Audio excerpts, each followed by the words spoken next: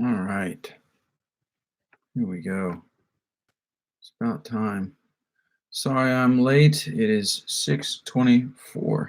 That's because at 4:30 I started to make dinner, aka start cooking or grilling chicken.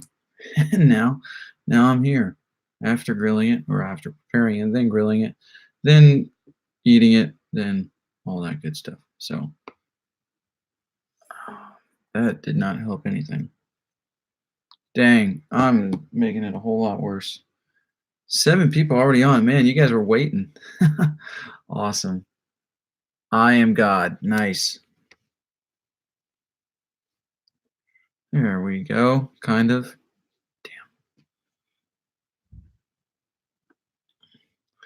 Cleaning you guys off. You're filthy. Oh.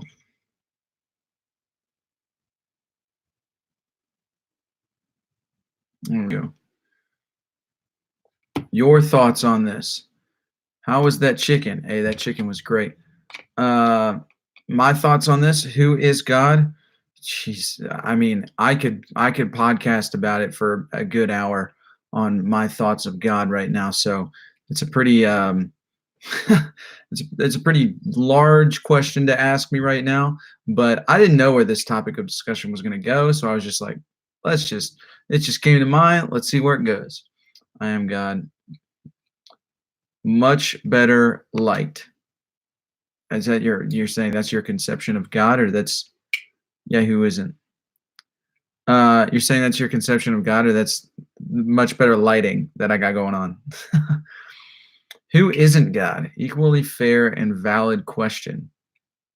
That's true. That is true. Who isn't God? Huh. I'm going to get back. Why is this thing being like this? Dork, LOL. You're the worst. Oh, man, Jess. You're the greatest. 28. All right. So yeah, who isn't God? Equally fair and valid question. So it is an equally fair and valid question. I guess the first thing that comes to mind when thinking of that question is the whole New Age movement. Basically the whole belief that only God exists. Everyone and everything is God, is a part of God, and we are all one and all of that. I don't really know, I don't know, I can't follow the thought pattern along with that. I just I haven't thought about it enough. I guess I haven't looked into it enough to know the whole thought pattern of why only God, why is it that people think only God exists? So I believe if there's any kind of God, it wouldn't be in any of us, not you or me, but just the little space in between. If there's any kind of magic in this world, it must be the attempt of, I believe there's any kind of God understanding someone sharing something. If there's any kind of God understanding someone sharing something, I know it's almost impossible to succeed, but who cares really? The answer must be in the attempt. In the attempt of what? Of reaching out and seeking God? Because you say space between us, if there's any kind of magic in this world, it would be in the attempt of. So are you saying in the attempt of seeking God, in the attempt of seeing God, in the attempt of reaching out, whatever it might be, with God? He is the one who died in your place. Your love, who loves us despite our sin. He died for you, knowing you might doubt him.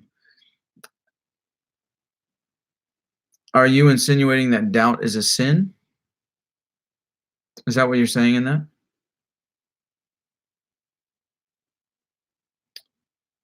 Oh God, what a question.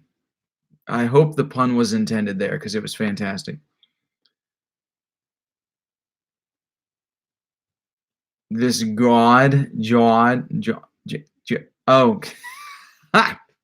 you're trying to pronounce the dude's name. I thought you were just like, yeah. What in the hell am I doing here? Aren't we all asking the same question? Debating God. I mean, it's an interesting debate. I guess people have been debating it for centuries, so I don't think we're going to land on an answer tonight, but mutter of our existence. Hey, Isaac, what's going on, man? Yes. That's an interesting, okay. In the attempt of seeking. So okay, so let me get this straight. God of light. So you're saying that God is our attempt to seek him, or if we attempt to seek him, then we will find him. Is that what you're saying? If there is a God, it is not a single being. Are you saying that like what's going on, Mason? Glad you're here. I'm like skipping the hellos and I'm just reading the questions and getting down to it. If there is a God, it's not a single being. Do you mean single being? Um, where do you get that from? Because I know we say God, but you could be talking in maybe a more biblical context of the Trinity, Father, Son, Holy Spirit. So that can go a number of ways. What do you mean by single being? And what do you think, if there is a God, do you think it would be a multitude of said gods, or what? I'm a big Ronnie James Dio fan. There's an interview where he was asked on his religious views, and he said that heaven and hell is what we make of things on earth. I mean, it's not a bad way to think about things. It's not, it's not a, yeah, I think there's truth to it. That's what I'm trying to say. I think there's truth to that.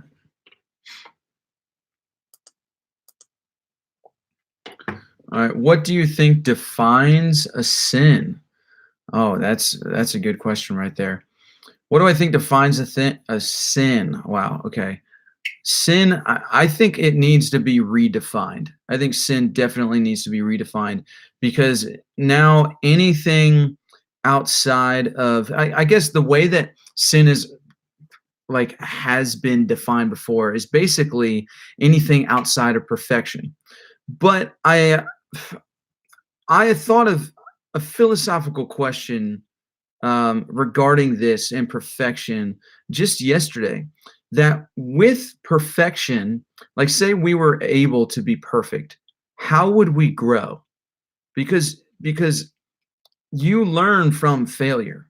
You don't really like, and there's things that you learn in success, but you really like you learn in failure. So if you were perfect, would you grow at all? Would there be any learning curve or process in that? And so I think that a person trying to live without sin would be a person who has completely ended the whole growth process, the whole learning process. And so I think sin in that regard needs to be redefined, because I think everybody would agree that that that you're constantly growing throughout life, and you're never going to be perfect. Which, what does perfect even mean? Because if perfect, sin, that what do they both mean, honestly? Because if you look at a work of art, right, you could look at that art, and art is totally subjective to the individual, yet it is an objective it is a objective material piece in reality, I guess. But what people think about it is totally subjective to the artist and to the individual that's observing it. And one person could say that is perfect, but it's only perfect because of, well, the artist might even say that it's perfect, but it's only perfect to them because of some of the imperfections. And because something that is perfect can have this it's not like all perfectly 100% good, in a sense, or right, I guess is a better way to put it, that they did it right, but they look at it as perfect. It's perfect inside of its imperfections, and there's a beauty in that. And so I think that, in regards to sin, and being perfect without wrinkle, without any of that, I don't know. Could there be beauty in that? And I guess I'm looking at all of it like it's an art piece, like, a perfect human or perfect God, whatever it may be. Um, I'm honestly, I'm kind of getting lost in my thoughts right now, but um, I think basically sin needs to be redefined, because sin in regards to perfection, what does that mean? Because if there's no opposite to something, if there's like, how do we grow? Good, bad, right, wrong. How would we experience anything? How would we know what's good if there wasn't bad? How would we know what was joy if there wasn't pain? So how would we know what perfection was if there wasn't imperfections? So I guess I'm not landing anywhere with this, but it's just I think it's a question that we need to ask ourselves, and I think that sin, the meaning of whatever it is, needs to be redefined. Because obviously, the whole missing the mark, but what mark are we missing? So that I don't think that whole sin thing where people say it just means missing the mark, which is the definition of sin. Um, what are we missing the mark of? Because if we never miss the mark, then we would never grow, we would never evolve, we would just stay in one place. So yeah, I think it needs to be redefined.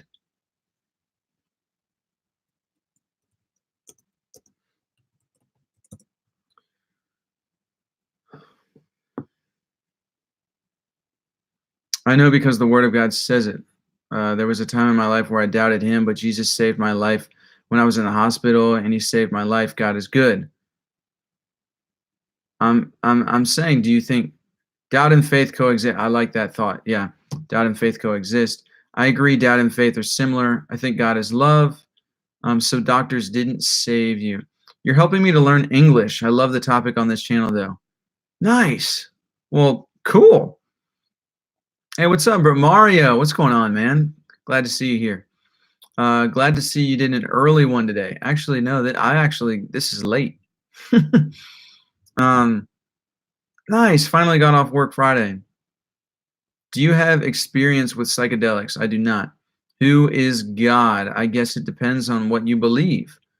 But can there be a mutual the question I mean, really the question is, can there be a mutual understanding of who God is? A lot of people, they believe they see God during a psychedelic experience. I think if there is a God, it is I think if there is a God, it is everything, the good and the bad. It is energy, the alpha and omega. I mean, that's what the God of the Bible calls himself. So, I mean, a lot of your definitions, Mason, like a lot of your definitions of what you're saying is it's kind of that's the definition that God has of himself in the Bible. If there was perfection, that means there would be no free will. Yeah, exactly. Completely. Have you ever read the novel I Am Legend? I have not, but I've seen the movie with Will Smith. If so, did it have any impact on the way you thought about things? Yeah, I haven't read it. Um, but I'm guessing that you're seeing similarities in the way that I think. What up? Hey, Cassandra. Hiya. How are you today? I'm good. How are you? Well, I'm late, so it's frustrating, but I'm good. Go to the community on this channel. Follow Black Friday instructions. It's free. Only 10 spots available. For real, guys, if you want to be a part of the Discord community, I'm doing a Black Friday special kind of thing right now. So, Black Friday in America, all these discounts and stuff like that. So if you're interested in being a part of the special Discord community, then go and check out on my community page. I have some instructions for you to get in for free. It's just something that's only available to my patrons. But Black Friday, I'm making it available to 10 lucky people. Well, it's actually only 8 people now. So yeah, but yeah, there's a post on the community page on my channel. So go and check that out.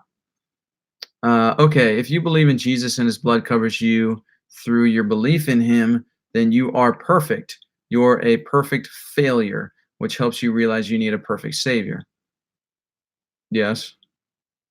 Um, okay, I'm not disagreeing with the logic there. Insulting physicians is anti-Bible. All right. You're missing the mark of belief in your creator. That's what I think it is. Honestly, like sin is just missing the mark of possible belief, but then it gets into the whole belief thing. I want to try some psychedelics. Go for it, dude.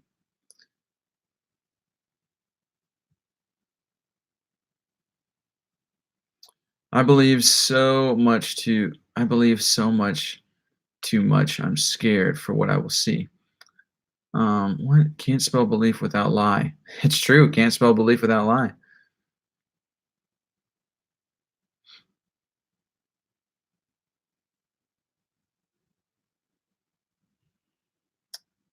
Cassandra, do it.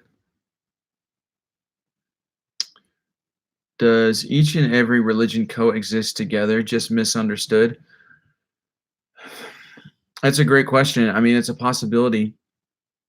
From the things that I read in Robert Monroe's books on out of body experiences, he talked about energies that we have, which is more like New Age stuff. He talked about reincarnation, which, Hinduism. He talked about like the Father and a lot of his the things that he heard other beings say, and even the things that he experienced was like it reminded me of like Christian mystics.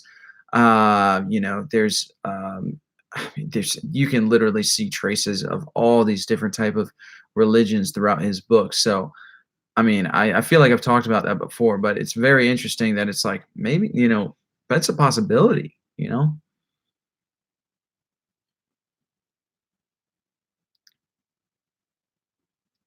Who's to say that the way God or Allah's way of operating according to the Bible and Quran is morally right? What would be wrong with anyone putting any higher power or sort of morality to trial? I don't know. Like, I mean, that's basically what a lot of people do. And I don't think there's an issue with that personally. I mean, maybe because that's what I'm doing. But I too think, these things need to be uh worked out. They need to be like for God to make sense to me, I got to know why he willingly killed men, women, and children, like told people to kill women and children in the Old Testament. So it's a good question. So if sin is our form of growing, isn't there supposed to be sin? I don't really understand the concept of hiding your sin or trying to live sinless because that's how we grow, as you said. Yeah, I mean you're agreeing with what I'm saying, and that's exactly what I'm saying. Um, I don't really understand the concept of hiding your sin. I don't either. I don't understand that concept at all. Yeah, so I totally agree with what you said. Thanks for sharing your answer on the stigma of mental health. No problem, dude. I agree with what you said 100%. Do you think religion causes people to have mental health issues? Yes. Oh my God, yes. The trauma that comes from it's actually there's a name for it. It is called religious trauma. And I haven't looked into it super in depth, but I actually have a friend that is going to school to get a degree to help people through religious trauma. And I even saw there's a couple atheists that their YouTube channels they talk about how the entire concept of hell is child abuse. And where I don't completely agree with their arguments and everything that they say, I think maybe that's a little far fetched that it's child abuse, but I do think they have a point there that these things, just even the little things, like the little, oh, we don't do that because that's a sin, and you don't want to sin because then you're further away from God, or there's a separation from love, and any of that. I can't tell. I can't tell if it's just a problem of like having proper theology in it, or literally it's just a traumatic thing. And like, obviously no Christian is perfect in the way that they teach or the way that they represent God. If the God of the Bible exists, then I would agree with what you said earlier that, God is love. That's the only type of God that, I mean, I would want, like a God that is fully love. That's the only type of God that I would want to serve, that I would want to even, I guess not, yeah, I guess serve would, or just like pledge my life to a way, like allegiance to it, allegiance to God in some way. But, um, yeah, any other idea outside of that, that is like a God that is wrath or punishing, or a judgment that is like you're going to go to hell, or well, you didn't pray enough, or you didn't do this for God, and so you're not going to be blessed, God's not going to bless you. All of these things can be misinterpreted when you're a kid. And that's why I'm like questioning, I'm like, is it just a matter of proper theology and proper teaching, or is the actual religious trauma that can take place because of these teachings, is that a thing? Now I know that, like, I don't, I guess people don't word it that way enough, like religious trauma, to really be able to pinpoint, oh yes, that's exactly what I have, that's exactly what I'm going through. But I do think that there are certain mindsets and certain things that I adopted growing up, that were horrible for me, and they maybe, possibly, they are or have something to do with what has led to the two mental breakdowns that I've had in my life. Maybe it has everything to do with why I have so much panic and anxiety and depression. And at one time in my life, suicidal thoughts was a huge deal, a huge thing that I dealt with every single day.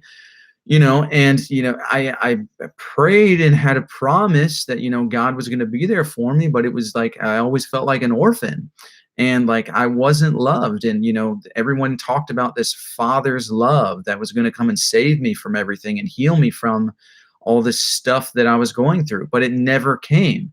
And so I'm like, was it just is that exactly what happened to me? And am I a victim of religious trauma, or is it just a matter of correct theology and teaching?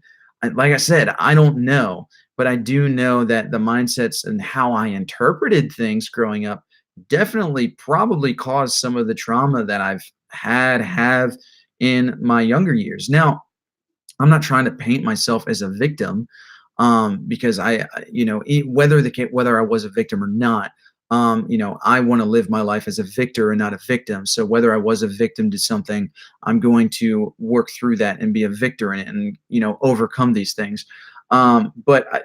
Basically, I think I grew up in a pretty good home, but I do know that there are others who are, there are people that are still like Calvinists and predestinationism, which is saying you don't have a choice whether you go to heaven or hell.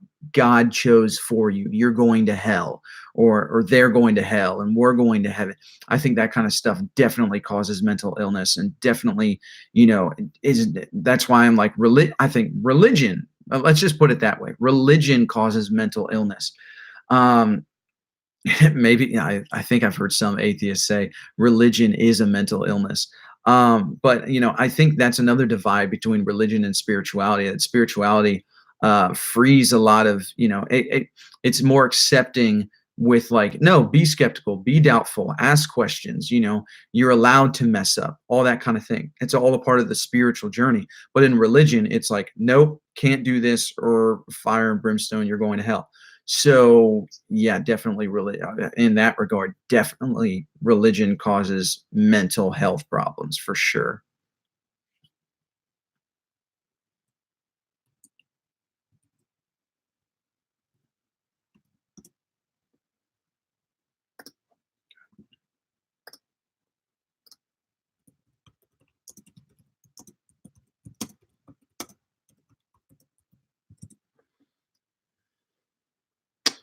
Mhm.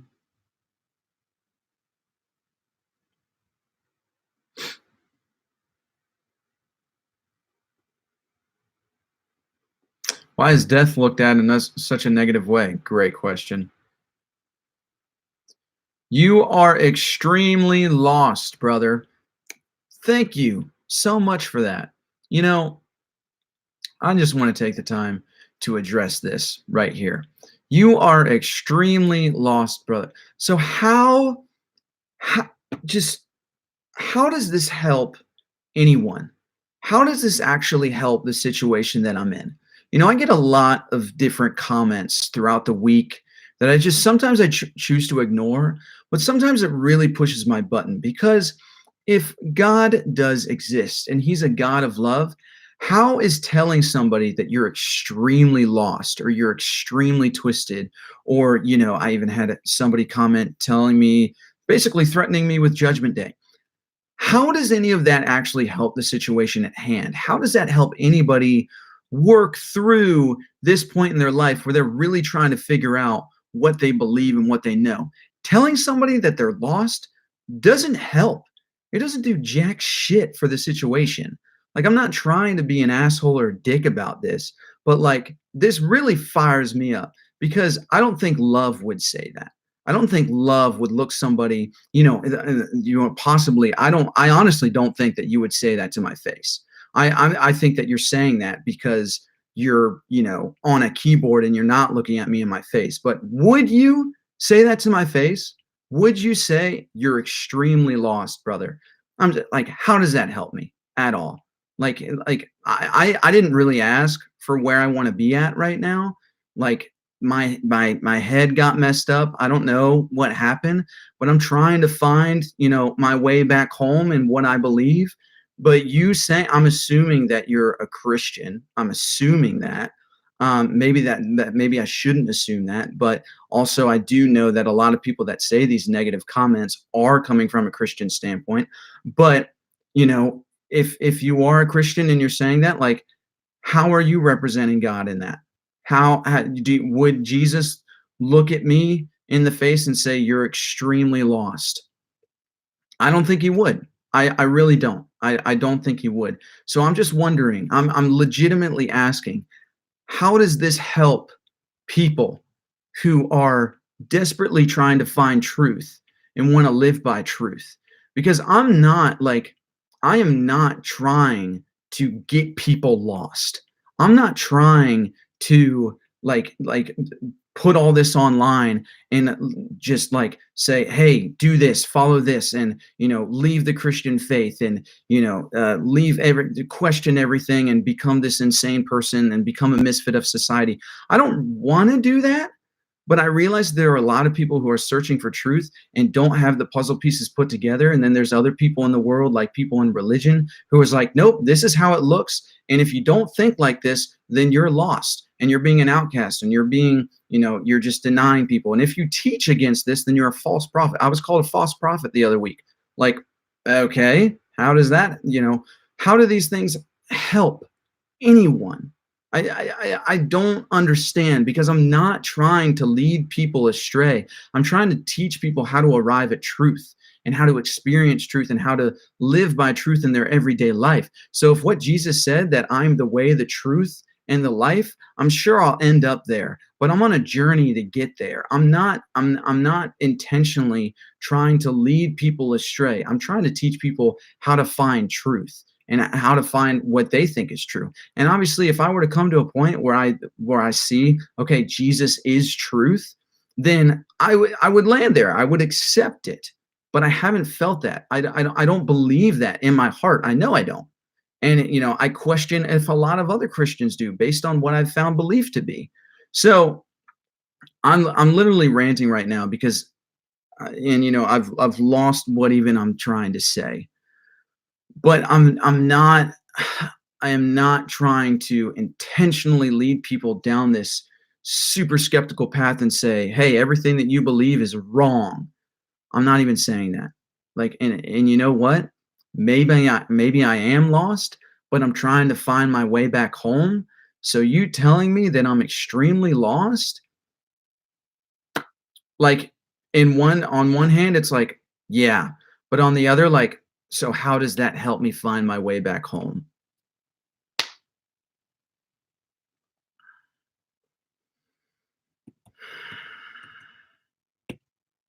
Sorry about that, guys. I am shaking right now. Kind of heated.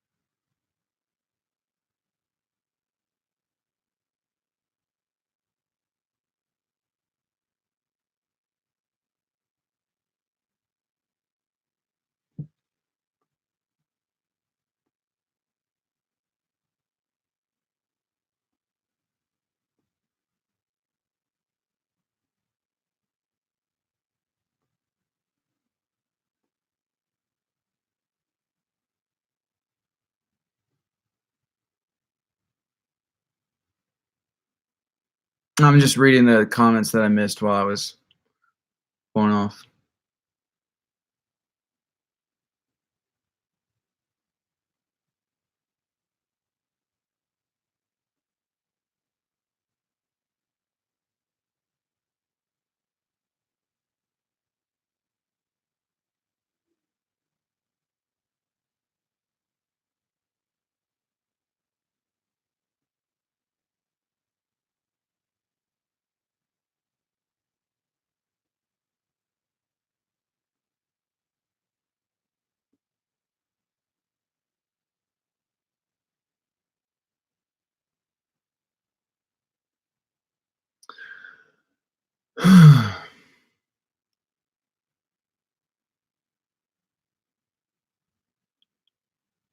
All right. Okay, let me get back on track here.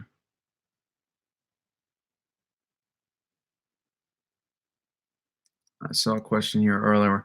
All right. You have a trolley coming down the tracks. The track is it's on has five people to okay, this is a trolley problem. Five people tied down to it. You are at a switch where the tracks split where one person is tied down. What do you do? All right. So it's just the trolley problem, the epic philosophical problem, right? Um, so I watched a show. There's this show called Atypical on Netflix, where it's this guy who is on the spectrum of autism. It's a story about him graduating high school, going to college, getting a girlfriend, and he's autistic. So very good show, very interesting show. And in college, he has this ethics class, and they talk about one scene. They talk about the trolley problem, and what he says is, she asked, five people tied down here, two or one person's tied down here. And he's like, obviously I'd go for the one or two people, less death. And the autism that he has, he's very, very straightforward and upfront and just tells exactly what he thinks, doesn't hide anything, doesn't get why people, hide things or just like move around, you know, play these mental games. He doesn't do any of that. He just says it like it is. And so he's like, obviously, I would choose the two people. It's less death. And so the professor kind of looks at him like, oh, well, okay. Well, then what if there's, five people that you don't know, but one person that you're in love with? And he's like, the one person I'm in love with, less death. And it was funny. It was funny that, he was saying that, but on one hand, he's, right, less death would always be better. Um, but it's also not that simple. There's so much in that philosophical question. I mean, there's a number of ways to go about it, and even to be asked about it. Like, yeah, of course, if there's 20 strangers or one person that you're madly in love with, it gets difficult. But in that situation, if there's no emotional attachment to any of it whatsoever, and there's a choice between five people dying or two people dying, I would choose the two people. Like that's if my only choice was either the five or the two, and I didn't have any emotional attachment, I would go for the two. I mean, it's kind of common sense, less death, just like the kid said. So, yeah.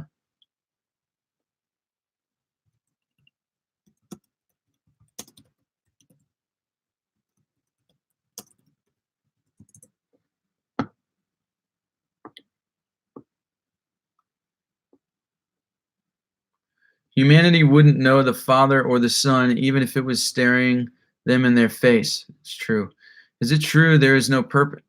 It is true. There is no purpose in life. The only purpose of love is the brain's need to reproduce, find a mate.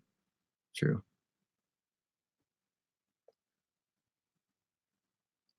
Luli, your comment, I'm so proud of you. Almost started crying. Rit, that means the world to me. You got no idea.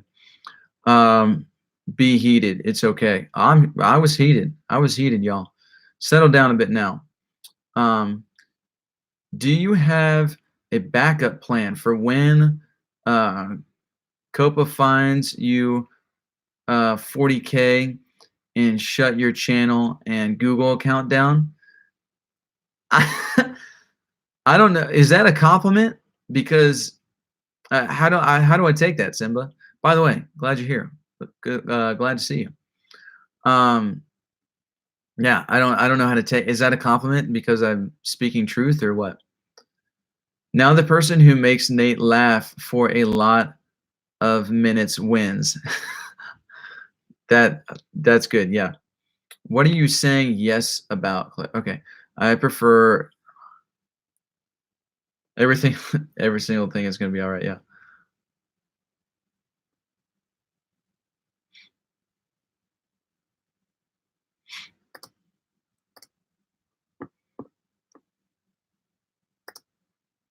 All right. What are your thoughts on Kappa? I think it's really stupid. Not our fault. If kids make fake accounts, why punish small YouTubers and big all alike? Yeah, that's something that I'm not really dealing with a whole lot right now, just because I know that my channel is not for it's not meant for people under the age of 18, but they can watch it if they want, which is an option. But I know that's like my entire channel is like that. Um, and on one hand, I think it's stupid that this is happening. Like I don't think that it I th- if there is content that where you need to be 18 years old or whatever, here okay wait here I saw on one of the comments that YouTube, so it was a video that YouTube put out talking about it for creators, and one of the comments was, and they had a really great point in this, saying that in order to create a YouTube account, you have to be 16 years old. So why not just make YouTube to where you can't watch any of the videos unless you have an account? Then you would have to be 16 years old, which would clear up a lot of the confusion. Now, if they chose to, if they're like a 12-year-old and they say they're 16, well, then YouTube is not legally liable for anything that happens outside of that. But it's like, come on, YouTube, why didn't you just do that? It's yeah. So there's ways around it. But YouTube's just being really dumb with it all. So shells. Oh, glad you're here. What would you do? I just answered that.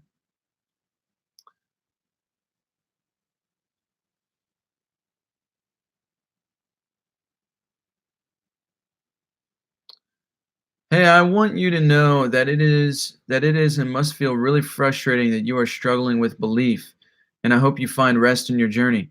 I've actually found rest in my journey, because I don't think that journey is going to end. Even if at one point I were to reach a point of belief, the journey wouldn't end, and all the hate comments and the frustration wouldn't end. So I get it, but it just causes a fire in me that hasn't gone out, and it's just so annoying. Um, but I really appreciate that, man. And I get people, when they say, I hope you find rest. And I have found rest, and I found rest in the journey and being on the journey. But people don't like that. And I don't like, and this isn't good on my part, but I don't like that people don't like that, because the reason people don't like that is because they're like, oh, you should have your beliefs all together. Like, it's weird that it's okay to have, like, on your emotional well-being, it's like, oh, you don't have to have everything figured out, you're good. And then, like, in finances and in school and in education, it's like, oh, you don't have to have everything figured out. Like, you got time, you got a whole life. But when it comes to spirituality, it's like, you got to have that figured out. You can't go through life without having this figured out. It's like, why? What? So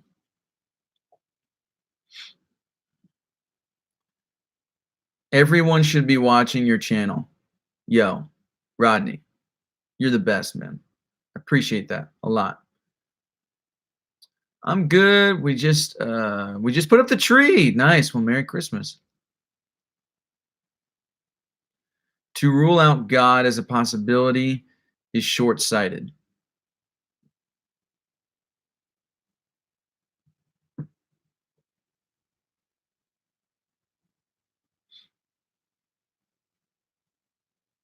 You should do ancient Greek philosophy. What do you mean I should do? I mean, I mention some Greek philosophers every now and again, things that I've studied in the past. But exactly, and I think they should require social security, photo ID, driver's license, or permit and birth certificate per account.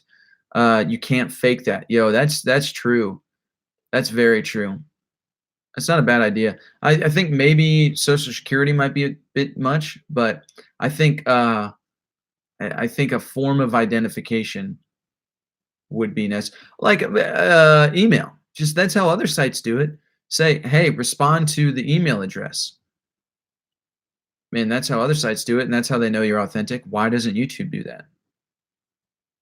No, it's the five. No, it's the five. Here's why. There will be just you and the one left to have mental anguish from it.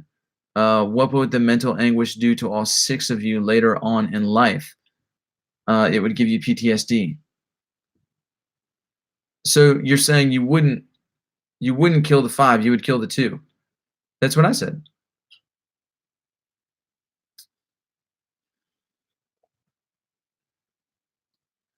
Um, would you consider yourself a pessimist or an optimist?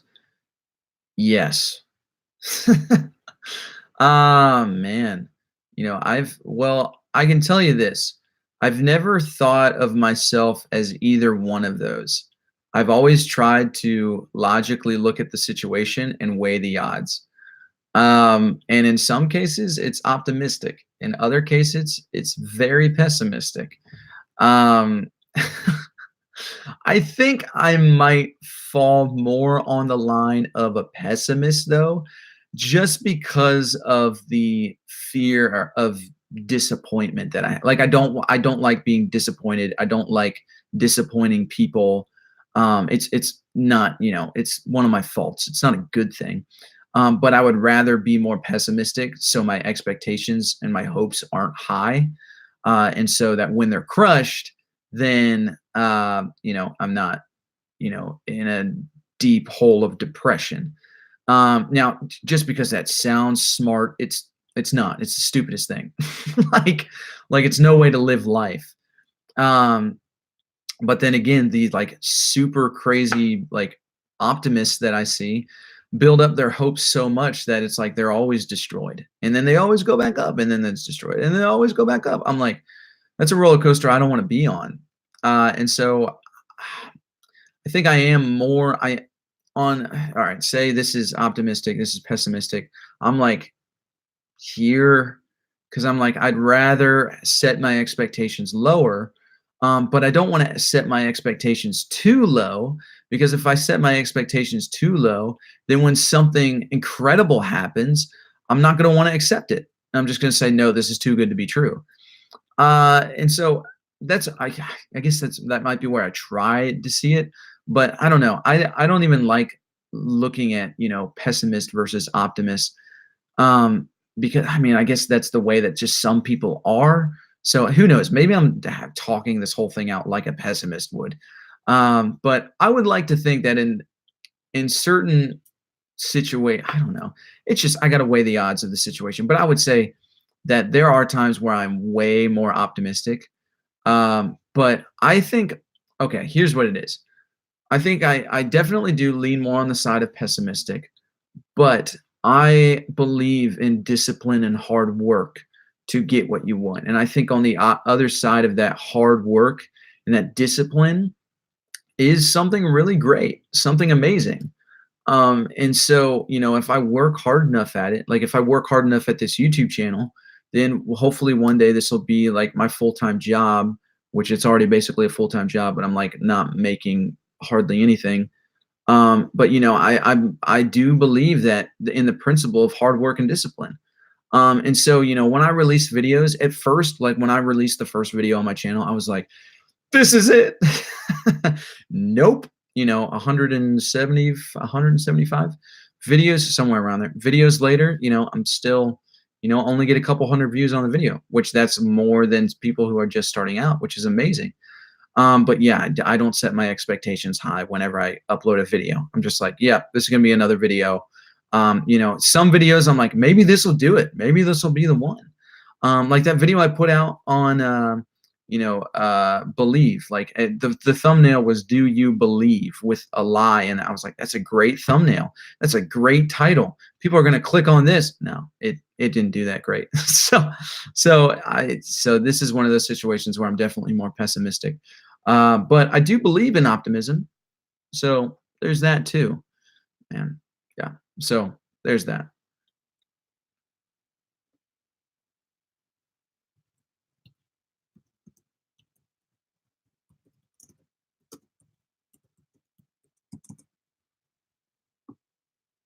The journey is the rest. Yeah, that's true. It's so strange to be an organic, continually evolving species, but yet we have to yeah. Putting yourself out there, especially on the internet, through it all and sharing the bad and the good and the being so naked, that to me is such a strength, and I am amazed every day by your content. Cassandra, you honestly have no clue how much that means to me. How much All right. So like I don't know if you guys know about the love languages. But one of like my two out of the five, my two is like I feel loved when people spend quality time with me. Quality time is a love language, but also like a second one of mine is like words of affirmation and words of encouragement. And so when I hear things like that, it's like that fills up that love tank in me that I'm like, that needs to be filled. So I really appreciate that. Thank you. I don't understand why YouTube is pushing the create. Yeah.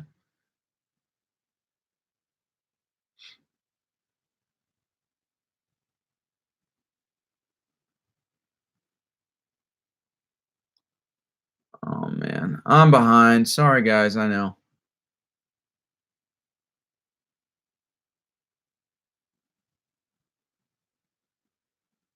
I think that if God never existed, there would be no existence of any religion.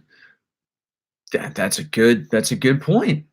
It's something to think about. Well, some people might argue that. So I think the fact that we do have so many religions that we can observe is evidence that there had to be proof of one. Some people say you should look into astrotheology. Some people say all of it came from how the world works. And in the barbaric days, like light and the sun meant life, like sun, S-U-N, but S-O-N. But darkness meant death. That's just like in the barbaric days, that was life. And so eventually that evolved into religion and myth became belief. And then that yada, yada, yada. That's astrotheology. So I don't think I don't think it's the case, but somebody out there thinks differently. So I lean more with what you're saying. Non-deity religions do exist. What kind of non-deity religions?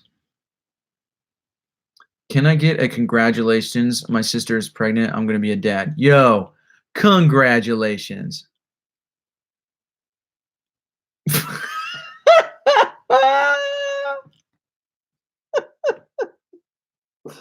Oh, wow.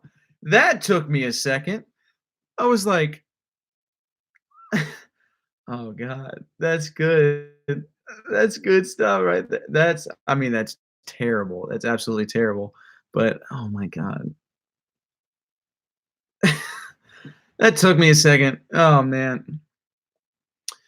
What is the most important thing you think you learned this year? Oh God. Answer to that question will be in my podcast on Sunday. So if you haven't listened to my podcast, listen to this Sunday because this Sunday I'm releasing my favorite podcast that I've ever released. It's an hour long. I tell a story something that happened to me a week and a half ago that is still it's changing my life. So I it's too much to give a short answer. So I made an hour long podcast about it. So listen to that. It doesn't sound that smart, Nate. Just saying. The roller coaster of optimism is exactly where you want to be because no matter what tries to knock you down, you go back up, always back up. That's a very good point. That's a very good point. Screenshot. Would you believe in if God came and say, "Hi, I'm God"? My question is, how will you now if He is the real? Um, I don't think I understand the question because it's so jumbled up.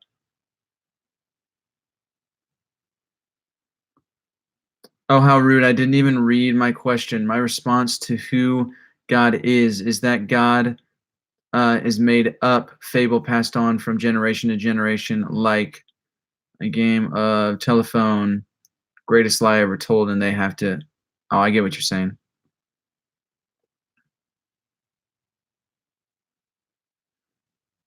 But it doesn't sound smart as me. It doesn't sound fearful. Not yeah. Nate, how would you personally deal with a situation in which you know your presence within a circle has soured, soured, and you're not wanted or needed, even though you like participating in said group? Uh, find a different group. Um, for one, find a different group, or two, you know, if you're not needed in a group, it's not the end of the world. Just be there and evaluate and learn. There's two ways you can go about it. Find a different group or just accept that, hey, I'm not really needed, but I still think that I can learn things here. Um, that's what I've done my entire life, honestly. um, so and it's no different from where I'm at right now. I'm just like, yeah, I mean, I could um, you know, find something new or just like I don't know, there's still things to learn. Like I said, like the richest dude in the world can learn the richest dude in the world who has the biggest house and everything he ever wanted can learn some valuable lessons from a homeless man. And so, just because you got everything or just because you're not needed either side of the spectrum doesn't mean you can't still learn from that group. But it just, how much do you value those people? How much do you love those people? And do you feel like that's a mutual exchange? Like, is it one of those things where it's like, we don't need you anymore? Like, is it one of those things where we don't need you anymore or we don't want you anymore? Because if it's like, we don't want you anymore, yeah, find a new group of people. You don't need that in your life. But if it's one of those things where it's like, hey, like we still love and appreciate you, but we don't really need, what you're saying anymore, then, it's totally up to you. It's your choice. I don't know if that helps you, but that's how I would go about thinking about it.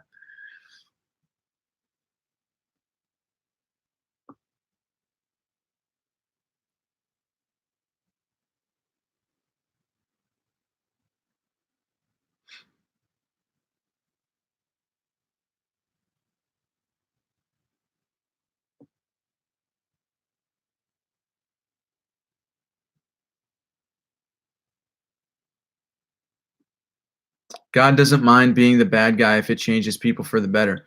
I've thought about that. I've really thought about that. There might be, man, I've it's so crazy to think about because it's like I don't know. There's so much in that. Like there's so much in that I don't even think I can put my thoughts into words yet because it's like, what if that's the case? What if God is not afraid to look like the bad guy because he knew that his actions would be the betterment for humankind? I mean, it's an interesting thought. Um, Something worth thinking about, I guess. How do you know the mind of Mr. God? I don't. I have no idea. Astrology was the original word for astronomy. Yep. And theologians perverted the word, so we have astronomy now. Yep. You're rightfully distracted.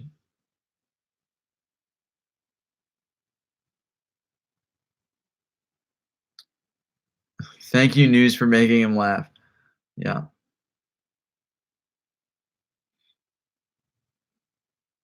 News for the win. Yeah, I was waiting for these comments. First time watching you. What's your opinion on minimalism? Ah, I love minimalism.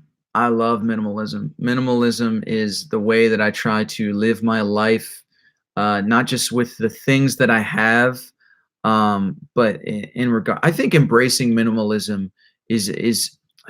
I know this is weird. I guess some people don't think about it like this, but I think embracing minimalism is in some way a form of spirituality.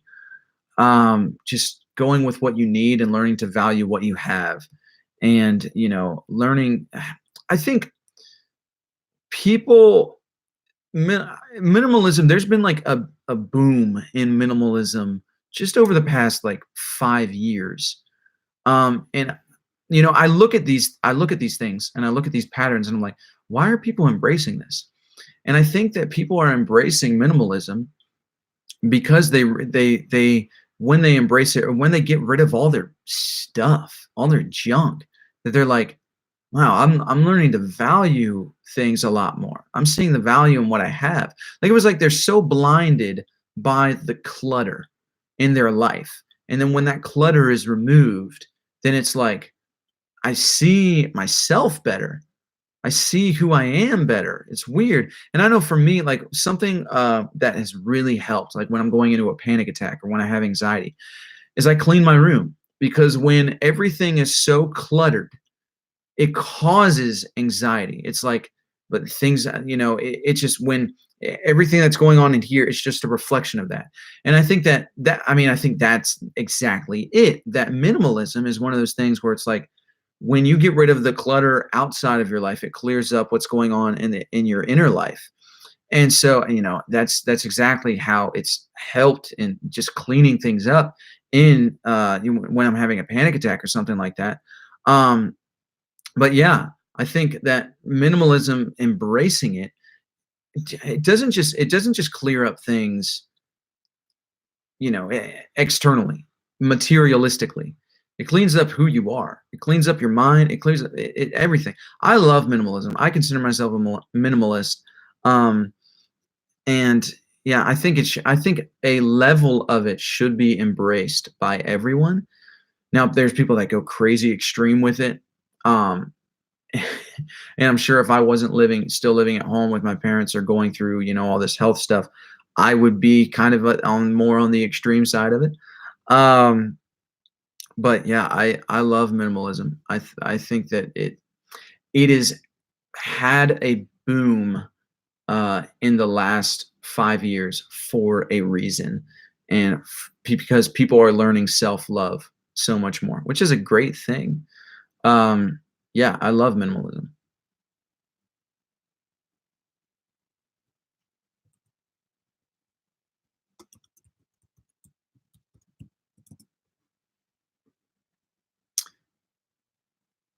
Here's a great question. Is money truly the root of all evil?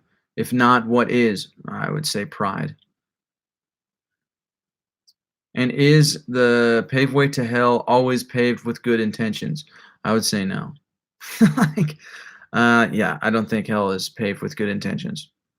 I think that's a really blind statement. I think hell I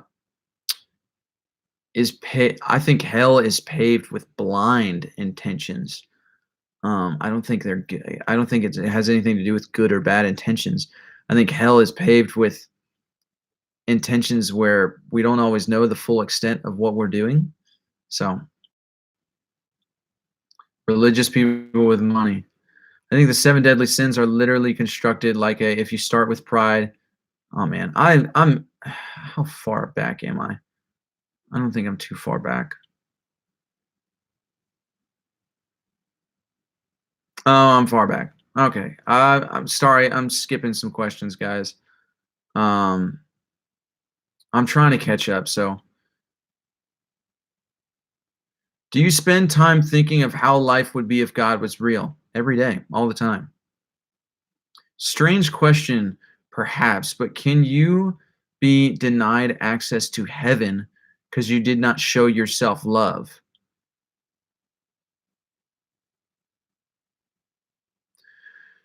That is a interesting perspective to have.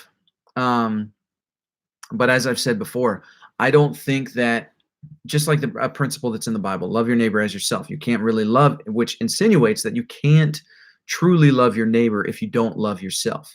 So, in that regard, if you're not loving yourself or showing yourself love, did you really show anyone else love to the extent that you could? Now, you can show love, but then you got like this whole savior complex and you're actually destroying yourself. So, I guess the question is, would you get I get here would be an interesting question. If you never saw anyone on earth and you were the only one that you knew, you were the last surviving human, would you get into heaven? If from the beginning of your life, maybe the first 5 years, 5, 10 years were with people, and you learned how to survive or whatever the case may be. Who knows what the case may be? I don't know. Picture any science fiction situation. But if your entire life was you had to love yourself to survive, would you get into heaven? I would say yes. I mean, technically, you're not loving other people, but I think yes, you could love yourself in that regard, or you would get into heaven with that. So I don't know. I don't think I really answered that. I'm kind of just speeding up my answer because I'm so far behind in questions. So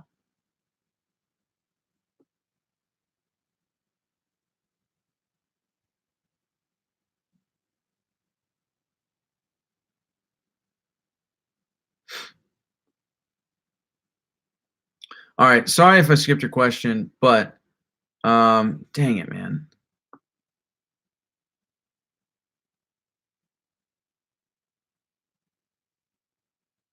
The brain creates thought and the heart pumps blood into brain. And why people say not God's, say God's liver, another organ, seat of passion.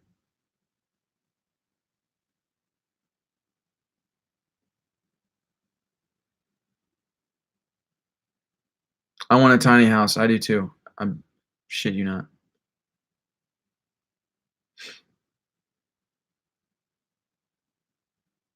Do you believe in karma? I mean, it's kind of just a principle in life. Law of attraction, karma, you reap what you sow, which is in the Bible. It's all pretty much the same thing. I've tried to apply Stoicism, nihilism, and other spiritual beliefs to myself, and my peers told me I was being selfish. Is putting yourself first being selfish? And is selfishness always bad? Yeah, I mean, putting yourself first, no, it's not always selfish. But is selfishness always bad? No. Well, okay, let me redefine this. Is putting yourself first selfish? No. And is selfishness always bad? Yes. But I would say that putting yourself first, I wouldn't even call it selfishness. I would just call it loving yourself. And is selfishness always bad? Yeah. No. Well, selfishness for what it is. Yes, it is always bad. Have you seen the 3 episodes of Rick and Morty and thought on this philosophical themes like the first time? I don't watch Rick and Morty, and just because I don't have the channel, I don't have access to it. Strange questions don't exist. This is true.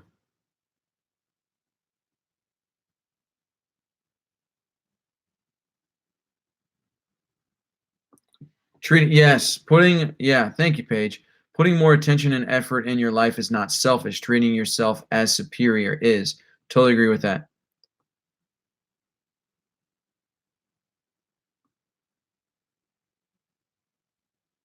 How do you know if God has forgiven you? This is a great question. And I'm basically going to answer this theologically from what I know in scripture. Um, and I'm sure many people will disagree with this. Some will agree. I think a lot will agree, but also a lot will disagree. I think that when Jesus, theologically speaking, said it is finished when he died on the cross, um, then he forgave you. I think the struggle is whether or not you forgive yourself. And so you could be holding on to unforgiveness and you could be blaming God for, why don't I feel forgiven, or why don't, God forgive me? Why am I still wreaking havoc or whatever? I just think it's really terrible theology to have if you think that, you're stuck in a hole or whatever because God hasn't forgiven you, and, you have to atone for your sins or whatever. I think that all that was, I mean, that's the gospel story, right? All that was taking place at the cross when he said, it is finished.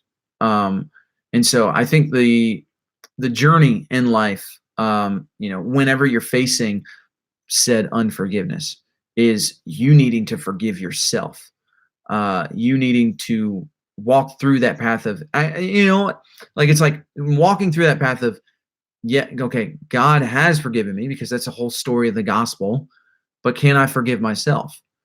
Um, I mean, it's really basically that. And I don't think, I don't know, I've met Christians where, they hear that and they're like, oh yeah, that's great theology. But then their actions show otherwise. They keep thinking, when they mess up, or sin, again, it goes back to the topic of sin that we were talking about earlier, that it's like, oh, I got to get down on my knees and pray for forgiveness, where it's like, actually, God's already forgiven you. Why don't you just take this as a opportunity to learn? Or what if God set this in place so that you would screw up, so that you would learn a lesson that you needed to learn, which a lot of people are like, God wouldn't do that. God wouldn't cause you to fall and stumble. It's like, this is interesting because it's like, would he? Because, as we've talked about before, if everyone lived as perfect, then nobody would be growing, no one would be evolving. So, there has to be a level of imperfection in order to grow. So, how this relates to forgiveness, I'm making my way back there. Just give me a second. Well, actually, you know what? I'll just, how do you know if God has forgiven you? It's a self journey. It's a self journey, and that leads back to, yeah, it goes with what I was saying. I was on a stream of consciousness, and then somewhere along the lines, it just got cut off. But yeah.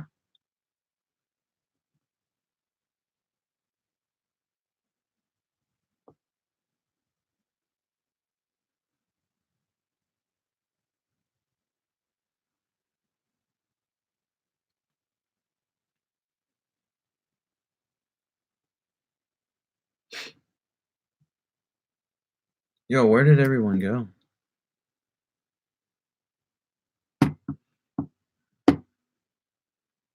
Self-indulgence isn't a sin. I think Jesus was more like the devil. How was your Thanksgiving? It was okay. Like, it wasn't amazing. It was okay. Can you forgive yourself? That is a fault of mine. I have a really hard time forgiving myself, but I've learned how to do it better and better. So,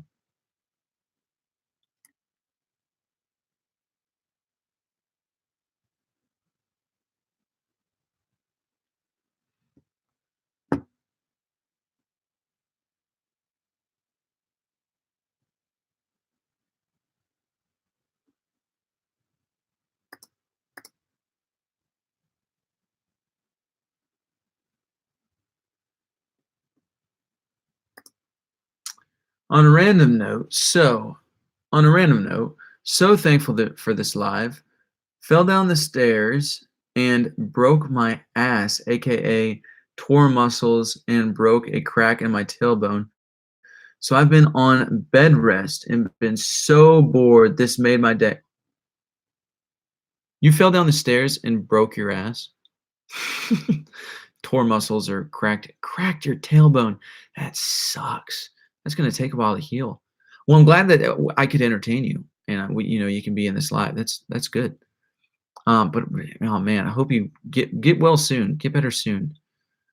You got to be up and at 'em. You got to be out loving people. Um, but yeah, I'm glad that I could help you out in this part of your life where you're bedridden. um, I hope you get well soon. Get well soon. I would send you a thank you card if I could, which I could, but it would I don't know where you live. So, so whenever I think of God, it's like a decision I make towards it, and I like seeing how that intentionally modifies my behavior and thoughts. It's a fun experiment.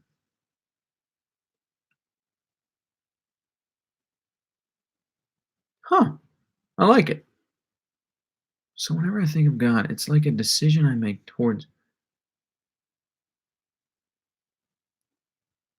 I've done the same things. I'm thinking back now, and I've done the same things. Oh, water.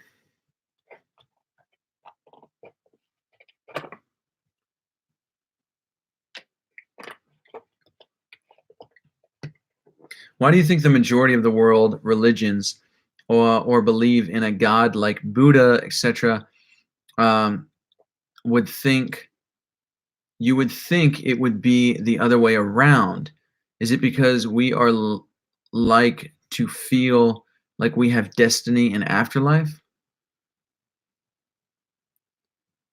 Why do I think the majority of the world religions or believe in a god like Buddha? What do you I don't understand the question. Is your conscience the voice of God? Oh my gosh, this is a fantastic question. So, is your conscience the voice of God? This has been the question, one of the questions for me in regards to Christianity and even spirituality. Hearing God. Now, there's a lot of different ways that people are like, "Oh, I hear God in this." All right, I don't hear God, as my conscience. I hear it, in like numerology or some of my friends are like, I don't hear God in my thoughts. I have visions. And I'm like, okay.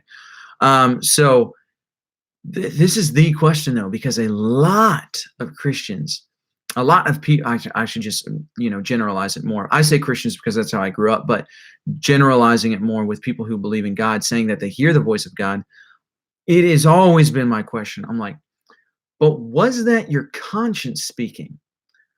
Was that you just coming to the realization that you needed to do this differently or that this was actually the answer?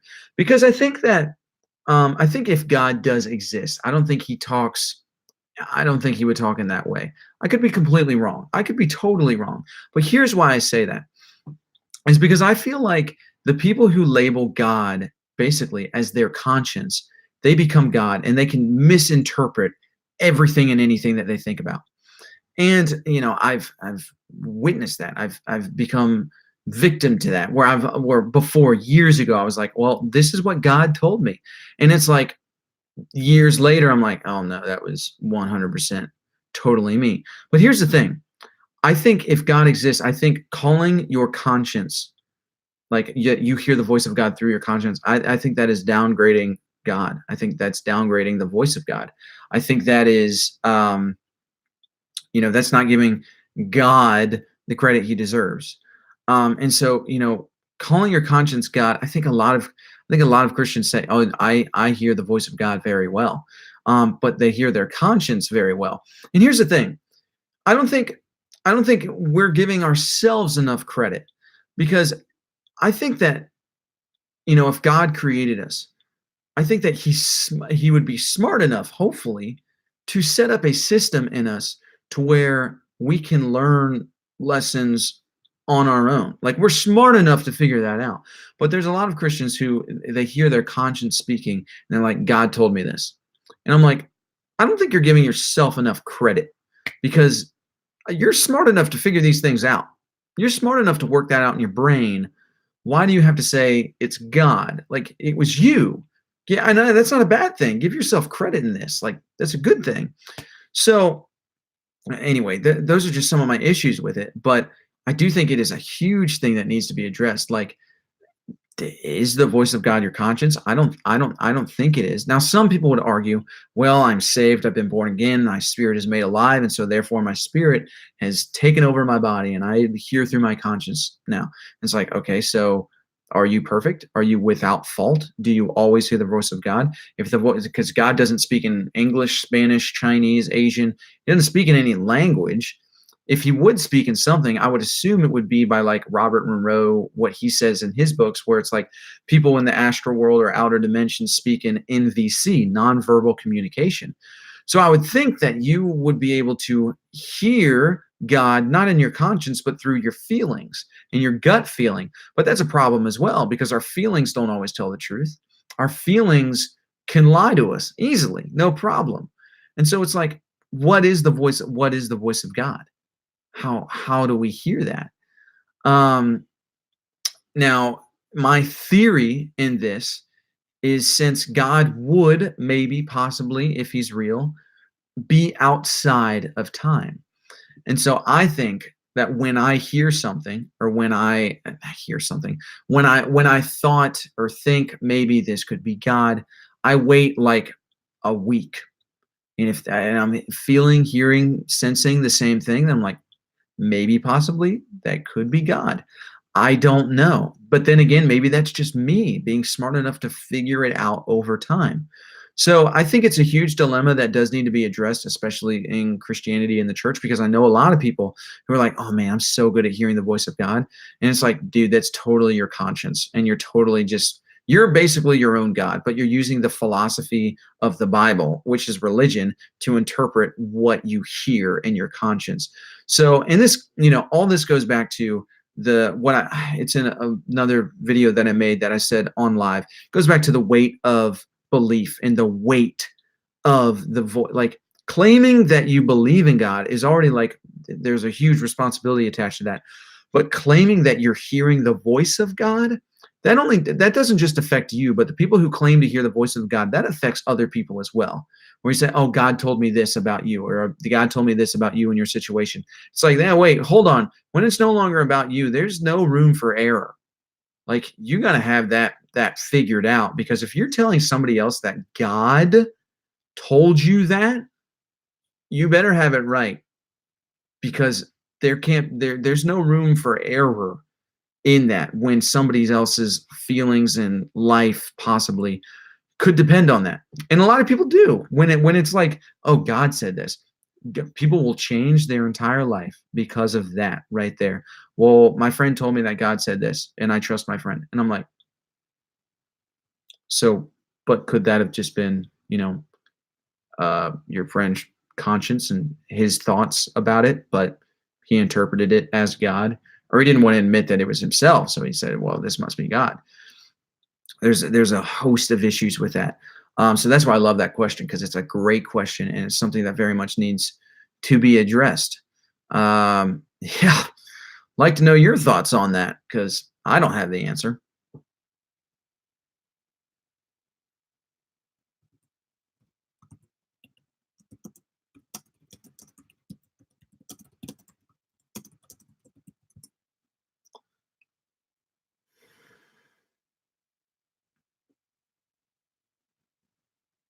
Brain creates the mind. Yeah.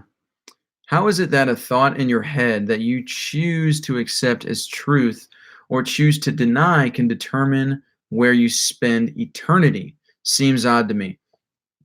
Very, very odd indeed. Very odd indeed. Yeah. I mean, I'm right there with you, Shaler. I don't really know if I have anything else to say about that, but yeah. Well, at least now I get to say when people ask what happened, well, yeah, so I kind of broke my ass. I love that. That's great. Their reaction is always, wait, what? Come again? That's awesome.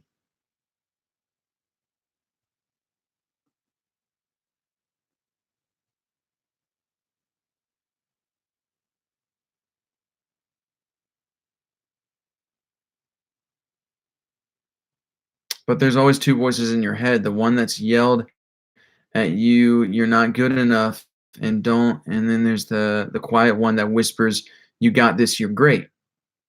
True. True.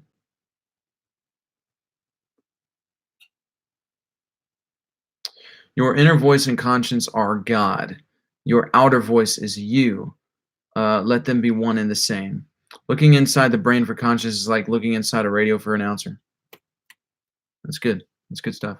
That was like so weak. That was literally my wrist cracking. That was not a snap.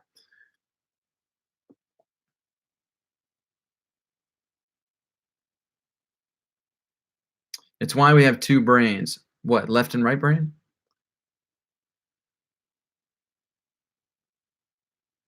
If you hear God in your head, then get that part of your brain removed.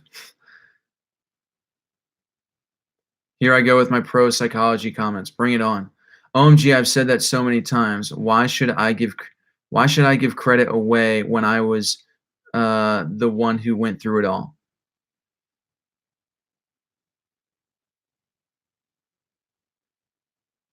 Say a person has multiple personality disorder. When that person dies, does each person go to heaven?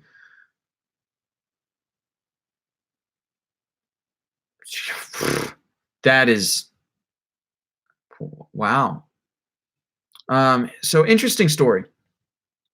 Interesting story with that. So my dad, as a lot of you know, he's a pastor. So he does very pastoral things. Um, and it's a spirit filled church that I grew up in. So very pastoral and very, I don't know, some people would say it's exorcism. Some people casting out demons, inner healing, whatever. So my dad was helping a lady who had multiple personality disorders, and he learned or basically found out that you can't cast those, like having multiple personality disorders is not some demonic thing. It has to do with trauma that you had as a child. And when we're a child, because I've looked into this, when you're a child, actually, there are many different ways that your personality could be made. But when you have so much trauma that happens to you when you're a kid, there's sometimes a personality is made for when you're in a safe place, and sometimes a personality is made when in a traumatic situation, and you're like a protector comes out. And so there's these people that, based on traumas that happen to them, this growing up process, when their personality is evolving, or it's being created in their younger years, um, that mentally you can have this branch off, and you have a personality for this situation and for this situation. But it's because when you were a kid, it was so drastic that this different situations, it wasn't a consistent home environment, so you don't have this consistent personality. And so it's not a demonic thing. It's not you're not possessed by thousands of demons, and therefore you have 1,000 personality. It's not that. It's because of the trauma that you faced when you were a kid. And so yeah, not abnormal at all. And it happens to some people, unfortunately. Um, and so my dad wasn't he never tried to cast out. She had, like, I don't know, like 100 different personalities or something like that. It was insane. But he never tried to cast out any demons. All he did was speak to the different personalities, and one by one got them to accept Christ. So will they all go to heaven, or will one of them go to I don't have any idea. And just a theory that popped into my head, you know, reincarnation, past lives. Are those multiple personalities past lives? I don't know. Just a thought. Just a thought. But that's a really great question. That's a great insight. And that's for my reference. That's the story that I tell. That's all I would know how to say. Will all of them go to heaven, or will one of them go? I have no idea. But maybe you found that story interesting. So,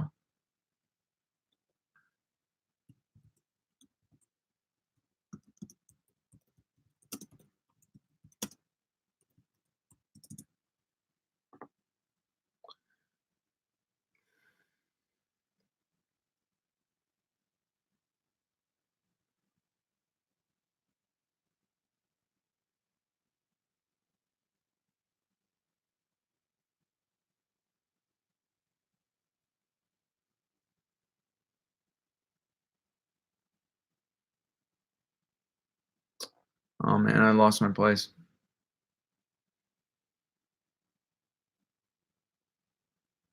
Do you think cussing is a bad thing? Here we go. Uh,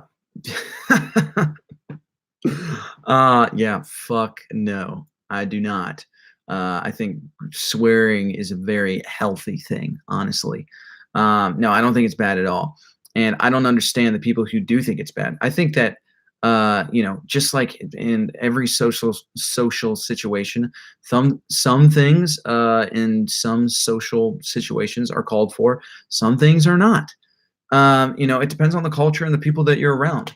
But if you're wanting to be authentic, open, real, and you don't have any problem with it, yeah, go for like, dude, just totally be you. Like, I don't think they're any different from any other word.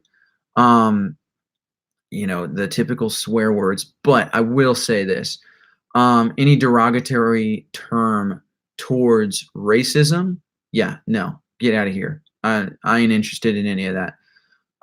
But swear words, no. Like I'm like a sailor. I mean, I calm it down on the YouTube channel just so more people will watch my stuff. Or my stuff is more available to a wider audience. But dude, I'm like a sailor. Nate keeps talking. I bet he doesn't acknowledge how much he has been growing. Like I am astonished by his arguments. I can't even type. For real? That's awesome. Yeah, I haven't noticed.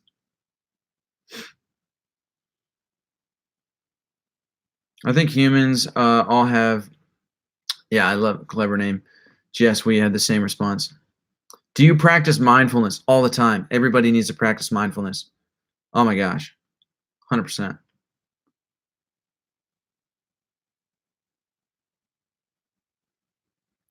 You're dealing very well right now. I feel like you kind of expected this because of what happened to you recently. Yes, left and right brain. Jesus loves you. Thank you. Your dad is a good man. He's great. Trauma when you're a child is the absolute, yeah, not easy to get back on. That's real. Do you believe Islam is fake? I don't know. Do I believe religions are fake? I don't know. I could apply that question to every religion. When you get angry, understand you're angry so you can think through the problem instead of using emotion. No. What your dad did was extremely noble. Yeah, he's a boss. He's a boss. I love my dad. I really do. If my entire family sins uh, and ends up in hell, and I'm an angel in my life and end up in heaven, then in my mind, hell would be more heaven than the paradise because I would want to be with my family and loved ones. Yeah, I mean, I get what you're saying, but let's say hell and heaven is a thing, and that situation happened. I don't think that would be the case. Here's why. I think if hell was a place that was real, that wanted you in psychological torment, and things of that nature, I don't think they would. I don't think they would torment you all. I don't think hell would torment you all as a family together. I think that you would be separated from your family and friends and loved ones, and you would be alone. Because the fact that you don't want to be alone and you value being with your family, I think if hell is a place, hell would see that and separate you and make you completely alone. So I get what you're saying. I get the thought. I just don't think that that would actually be the case.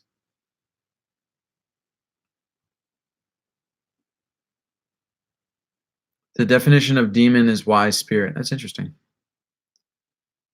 So this goes along the lines of what in psychology we call attribution theory. Some people are more into external causes and the determining factor in behavioral, some internal. Hmm.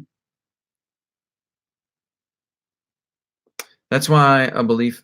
That's why I believe in God. I had a rough day and I stumbled upon this live stream debating exactly the problems I had today. I didn't ask for absolutely nothing.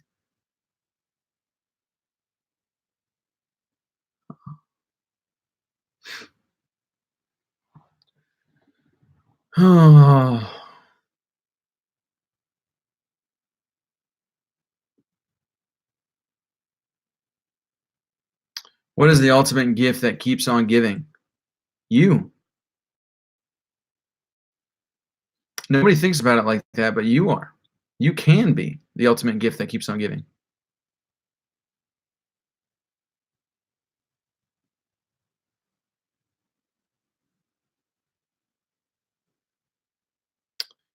So just because he said fuck, he can't be a good person.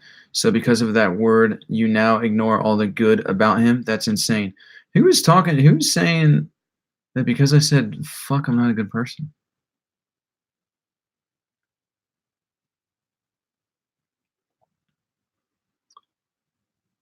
Have you ever had sleep paralysis? What do you think it is? Okay.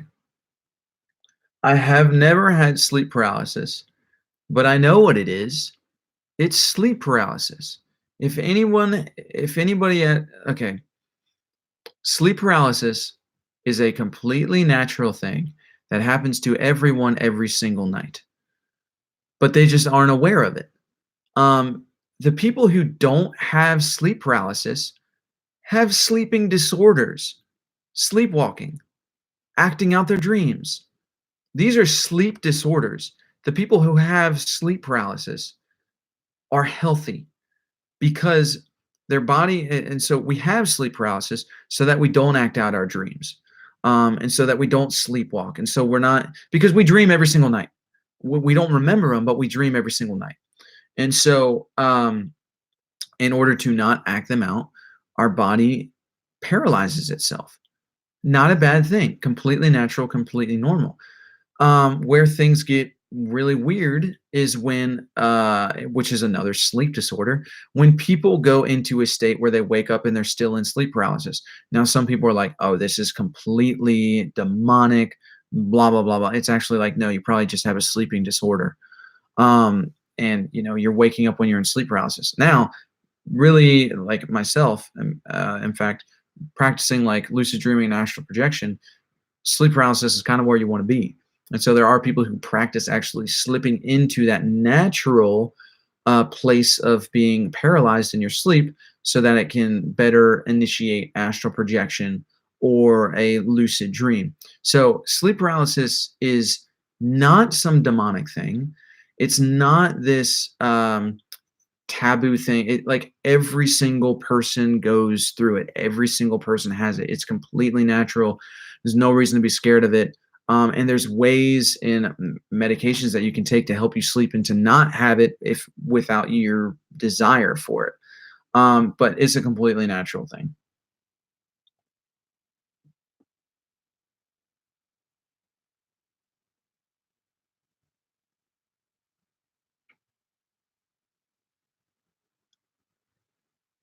What did I say, Cassandra? Stop being so dark, Nate. Too real. Oh, I got what you're saying. I'm over here like, darn it. uh,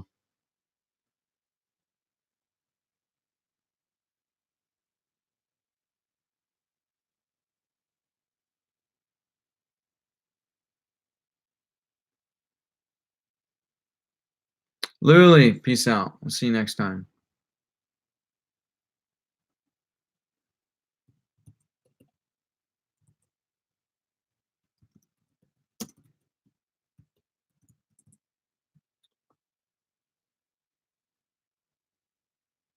Do you go to church? No. Most people should try and see themselves as the gift they truly are. I think the world would be a better place. Yeah. What do you think the barriers are for so many people who can't experience self love? Oh, man. Well, just right off the top of my head, I mean, just the whole principle of there is no fear in love. The people who can't experience self love, um, it's because of fear. There's always where love is absent, there's always a problem of fear there. And that's the barrier. And it can be a number of things. It can be them scared of themselves. It can also be them scared of okay, really, when you think about it, there's only one fear, and it's a fear of the unknown. And when you conquer that, this is an ongoing theory that I have, but when you conquer the fear of the unknown, you might potentially be fearless. And you can think of every single fear that you have, and I guarantee you can boil it down to, the only reason I'm scared of that is because I don't know what's going to happen. And so I think that's the barrier, even with self-love, that, and this, I mean, I think this is so true. Some people, without even realizing it, they're not afraid of failure, but they're afraid of success. They're afraid of, that success won't be what they hoped it to be. If they love themselves, it won't be everything they hoped it would be.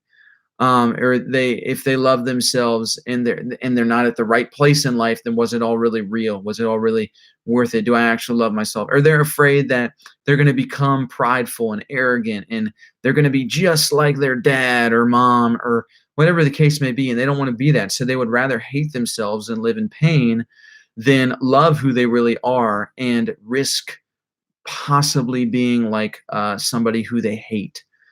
Um, and I mean, maybe that's the case, maybe that's not the case. I mean, that's obviously the case in some situations, but it all boils down to fear. So the barrier is fear, and I think if they got past that fear of when you love yourself, you're going to go through days where you're like, I could have done better, and that's okay. That's all a part of the growing and the learning process.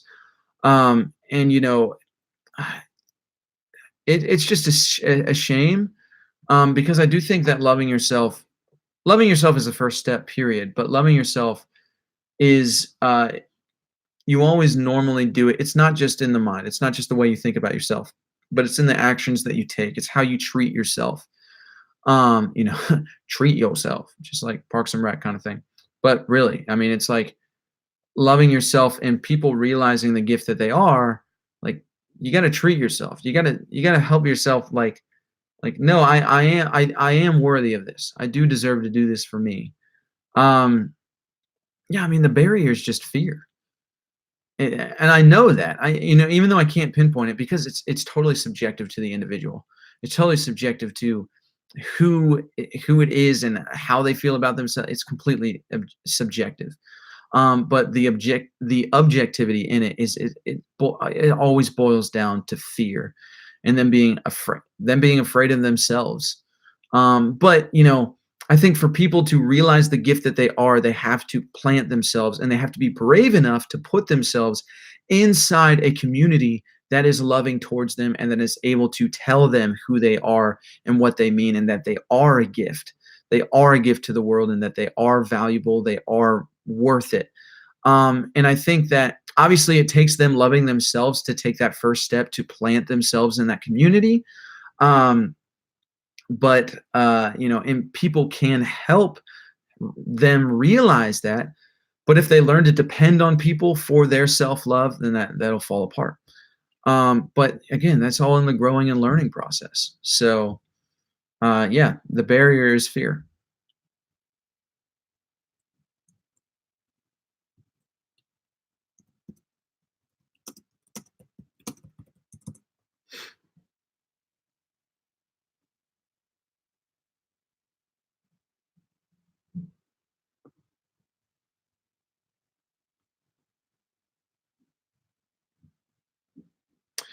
If you weren't expected to commit to anything else for however long you desired, how much time do you think you'd spend meditating?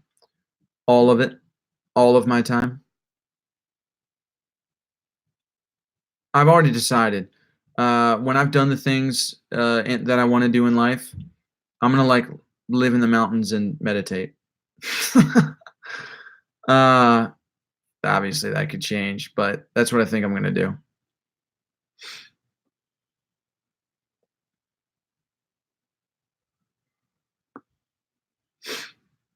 Since you've done about 4 dozen of these live chats by this point, what would you say are your favorite and least favorite things about doing these streams?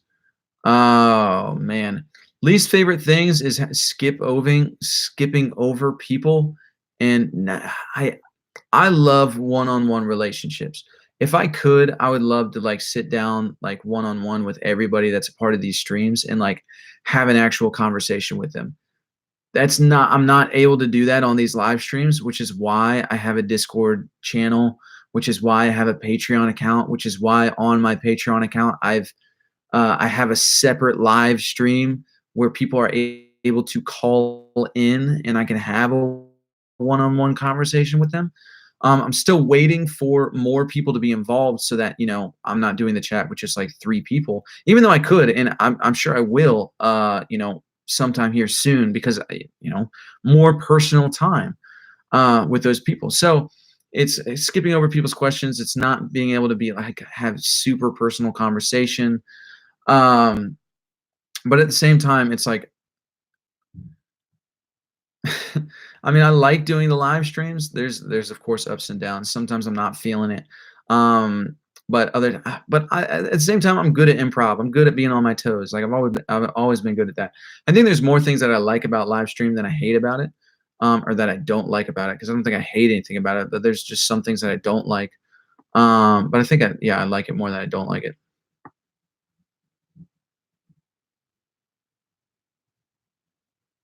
Fear is necessary for evolution. Only I think that because our brains doubled in size this million years ago and have less of a need for that fight or flight pat. It's true. I love myself as a person, the inside, because that I as myself chose, but on the outside I don't, because I did not choose how I was born. But I still think it's worthy of love. I still think you're worthy of love. And the outside of you is worthy of love just as much as the inside of you is. Um, yeah.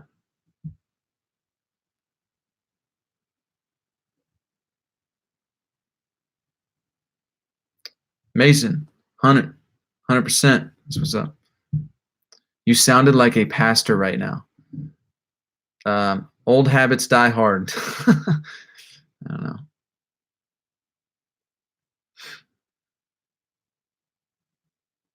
Speaking of satisfaction, did you ever succeed in attaining something only to be disappointed and regret desiring it? No, no. Um, have I succeeded in attaining something? Yeah. Well, actually, the one time I think that has happened is with the Pastor React videos. The first Pastor React video I put out that got over 1 million views. I thought I made it. I thought I was like, I did it. YouTube's good. But nobody watched my vlogs. Nobody liked the videos I did. Everybody was just wanting Pastor React videos. And I was like, oh wow, I didn't make it. My dad did. So it's not that I regret putting that video up. I just wish that I would have done it on a different channel. Which that's why I moved Pastor Reacts to a different channel. So he is a pastor of truth. I like that. Have you seen the movie The Sunset Limited? I have not.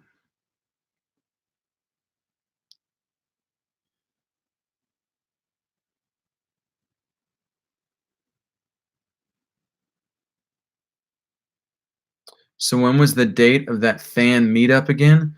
Oh man, I can't wait for those days where I'm traveling and can have fan meetups. It's gonna be sick.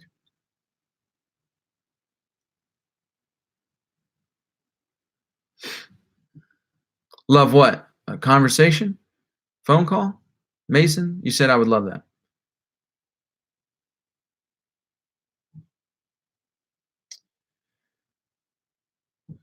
You want to live in the mountains later in life? Yeah, we got to start a GoFundMe and bring this plan to fruition. But just saying, I'm also going to live in the mountains, so we're just gonna have to pick one for sure. How do you think we can change the world? Oh man, this like the this is my life. This is the answer. This is the question that I'm answering with my life. And what I mean by that is I think that we can change the world by acknowledging that we are a gift. Every single person, every individual is a gift to the world. And if they would realize that, then they would also realize the impact that they can have on their families, their community, and the world at large. Like no small thing, no small act of selflessness goes without some sort of other act of selflessness, or like a making somebody's day, or like a light being shown. Like, and if people would realize the gift that they are, um man, that would change the world. Realizing the gift that they are and the truth of the truth of reality. And I mean, obviously spirituality and, a lot of the other things I talk about on this channel is a big thing. Knowing the truth of reality and how the world works. I mean, that's the ultimate question. Who is God? Is there, what is heaven? What's out there? I think seeking those truths, I think that changes the world. And I think that no matter if we'll ever know the answers, I think seeking those things out changes the world because the answers always evolve. And I think the answers always evolve to something closer to what the actual truth might be. And that's just a theory, but I also see that true as we look throughout history and see, just even in science, the truths in a very materialistic sense or a scientific sense, how they've presented themselves. Like it's always evolved, but we're gaining more access and realization into the actual truth. And so I think that we need to look at ourselves that way as well. We need to realize the truth that we are a gift, that we are worth it, and that we can be a gift to the world. Like everyone looks at themselves like you can look at yourself as, if you're a billionaire and you're like, okay, I'm going to buy everything for everybody. It's like, yeah, cool. But what are you doing? Do you realize that you can have the words that you say can have more of an impact on somebody than buying them their dream house or just money ever could, or materialism ever could. The words that you say could mean more to somebody, could change somebody's life more than anything that you could ever, do, not necessarily do, because you can do things that can completely wreck people in the best way and change people for the better. But I guess when it comes down to, materialism, like that nothing in materialism can change anybody for the better. But realizing that you're a gift and that you carry gifts, that who you are and what you do, and the words you say is a huge gift. And if people would realize that, yeah, no, that's changing the world. And that's what I want. That's, my whole goal with this channel is to help people gain closer perspective to what the truth actually is, and to help them realize the truth of the gift that they actually are. So yeah, that's how I think the world's going to be changed, is if everybody embraces that. Not necessarily if everybody embraces my philosophy, my personal philosophy, even though I don't think it's a bad philosophy. I think the world will be changed when people start to seek truth for themselves, actual truth, emotionally, spiritually, whatever the case may be, and realizing the gift that they are to the world.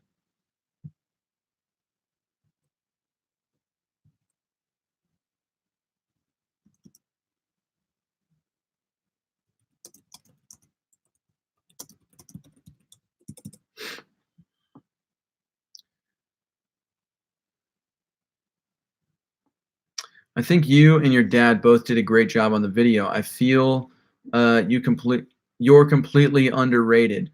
I really appreciate that, man. Just I hoped that other people would have that same perspective, but they never did. So, I'm not on the Pastor React video. I'm not on that level, so it just is what it is. And I've learned to just lower my expectations to, like, you know what, when it happens for me, it's going to happen to me. It happened to my dad. It happened for my dad. It was Pastor Reacts. It wasn't, Pastor's son and Pastor Reacts. So, but I appreciate that. I really, really do. Where would you want do a fan meetup? Man, I mean, I could do it, in Virginia, where I live. That'd be dope.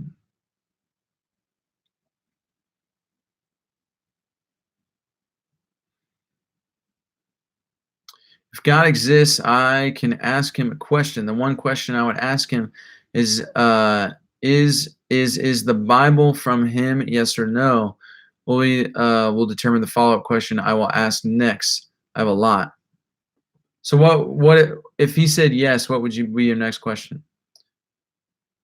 I'm not going to lie, Jordan Peterson has changed my life. As mine. That dude is amazing. Are you ready to change the world? Dude, I was born ready. I'm not even kidding you. I'm not joking in the least bit. I believe 100% that I am a gift to the world. I'm not being cocky. I'm not being arrogant. I'm not trying to be this super prideful person. I have enough appreciation for myself, and I see my uniqueness, and I've seen how my voice, when I've decided to speak up and be vulnerable, has changed people. And I see that and I'm like, if I can do that for one person, I can do that for the world, for a world that will listen to me. So yeah, I'm ready. Born ready. Thy Almighty, what's going on, man? Yo, guys, sponsor for Pastor React videos is in the chat. Dude, stoked that you made it. Oh, I watched the Love podcast 3 times over the same day it came out. Took longer for me to grasp than the last one. Love not being a feeling, but constant action hit me hard. The realization, love not being an emotion. Oh man, that's so amazing. Cass, I'm gonna call you Cass. Can I call you Cass? No, you said you like Cassandra. I'm stoked for you to hear. Man, I'm excited for the podcast, my podcast that's coming out Sunday. It's my favorite podcast that I've done this year. Hour long. Please, if you guys got time, I'm gonna post it. I think I'm gonna post it on YouTube Monday, probably. But it will be up on Spotify, iTunes, Sunday. So, guys, I'm stoked to hear your thoughts on it.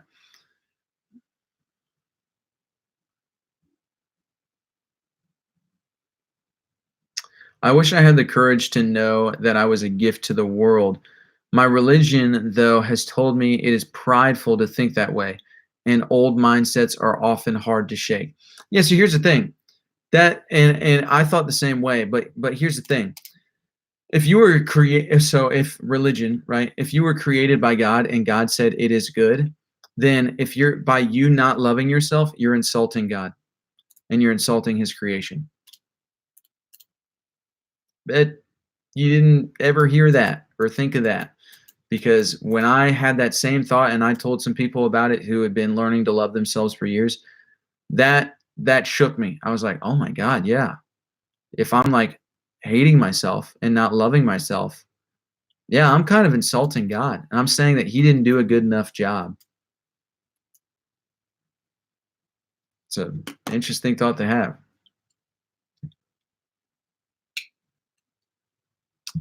What is the greatest innovation to human civilization that religion has brought upon us? Hey, if religion has been around as long as it has, there ought to be something good about it.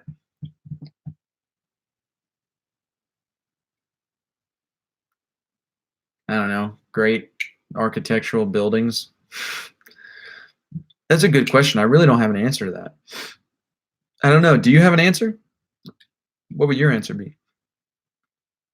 NC, North Carolina.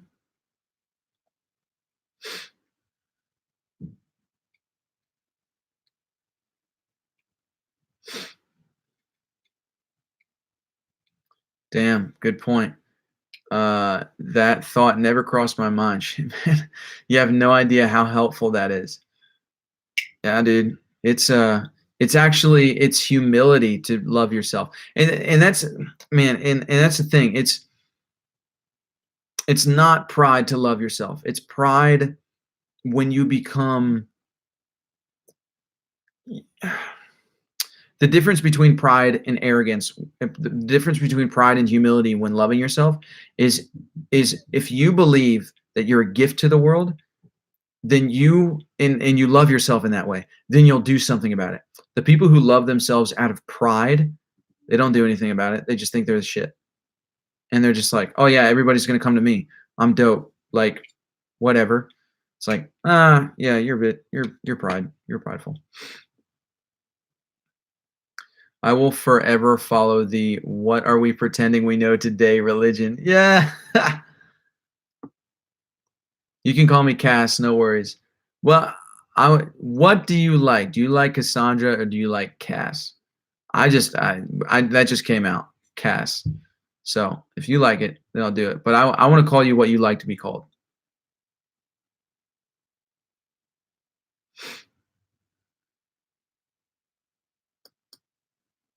What do you think God thinks about Jewish people knowing Jesus' parents were Jewish? I never thought about that question before. I don't really see the Is that a huge problem? Is that a huge dilemma? I don't know.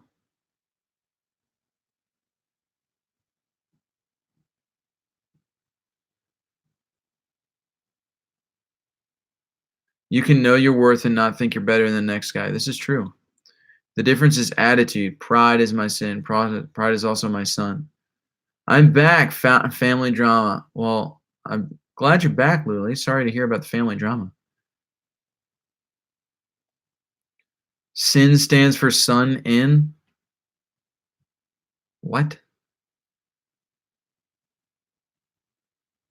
I want to call you sexy blonde lady, but that's inappropriate. That's good. That's good.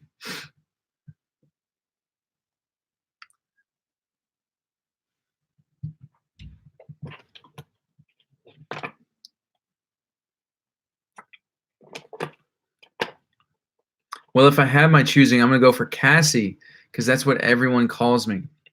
Cassie, it is. I like Cassie.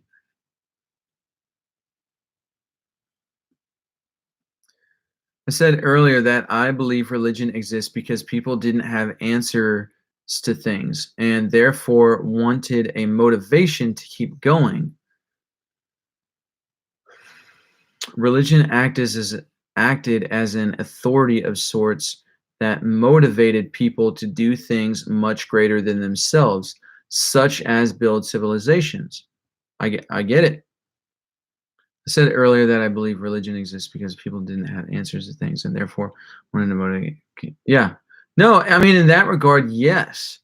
Um, I guess I thought about your question more in a sense of like, what has like a materialistic thing, like what in reality has religion, uh, like what staple is there? But I guess if you look at it as a motivating factor or a motivation or that that search for truth, or that wanting to search and dive into the unknown. I think that's, yeah. Then religion has been great in that term, in that regard. Yeah.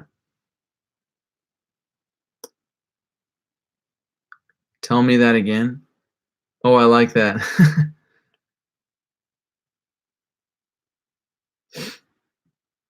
uh, just want to take a moment to recognize Nate's drive, YouTube music, and now on podcast. Love it. That's what's up, man. Appreciate that. Um, Curious to know your thoughts on that podcast too. Would love to know your thoughts. Would love to know everyone's thoughts on my podcast. I don't know how many people listen to it, but I I go off. I rant. I rant away on the podcast. So I share all the thoughts. It's good stuff. Since Jesus is supposed to be respected, but yeah, anyway, thy almighty, appreciate it, man. Really do. Um, since Jesus is supposed to be respected and they think he is just another person. I'm confused on what that's in regards to.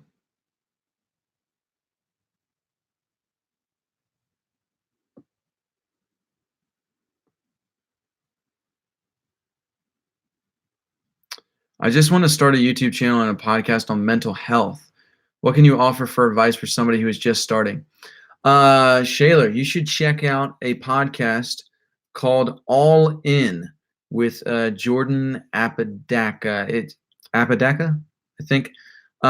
Just go to Spotify or wherever you listen to podcasts and type in All In Jordan, and his name is Apodaca, something like that.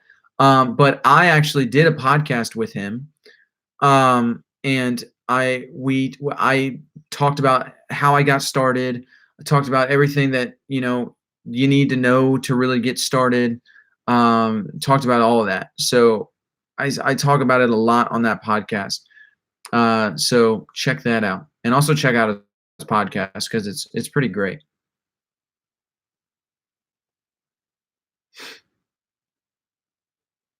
It's a discipline like yoga, like working out. That's what religion is. Yes, North Carolina.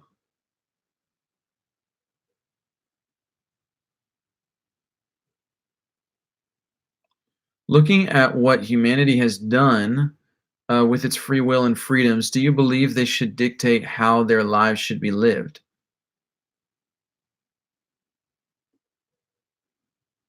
Um, Looking at what humanity has done with its free will and freedoms, do you believe they should dictate how their lives should be lived? What, our free will should dictate how our lives should be lived? Or are you saying in the sense of morality, like because we have free will and because this feels right, then anything goes? Is that what you're talking about? Is that what you're asking me?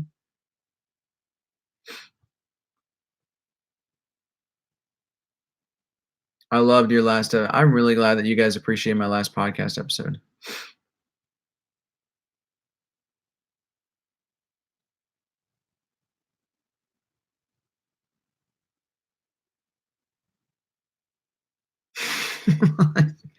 Cassie tickled my bean. Oh my god.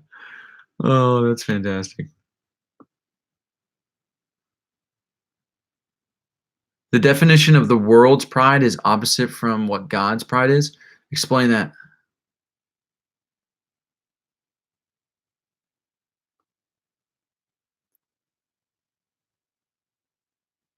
I might go to a wedding in the States next year. So, Misfit your reunion? Yes.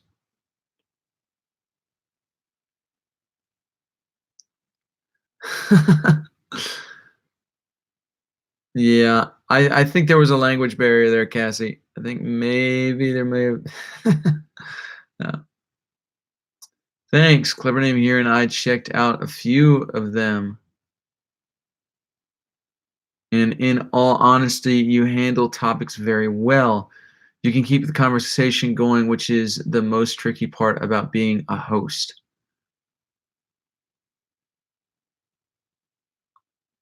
Are you talking about my podcast, or just or I mean, I guess the conversation with myself?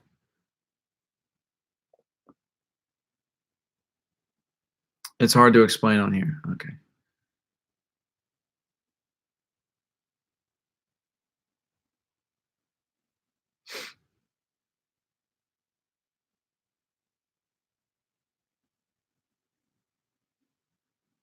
God's pride is his son, but that's not pride.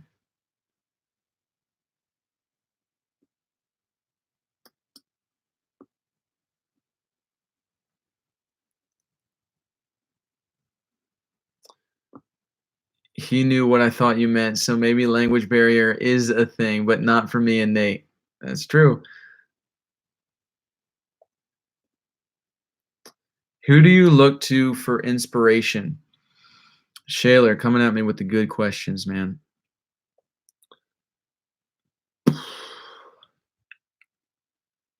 Uh,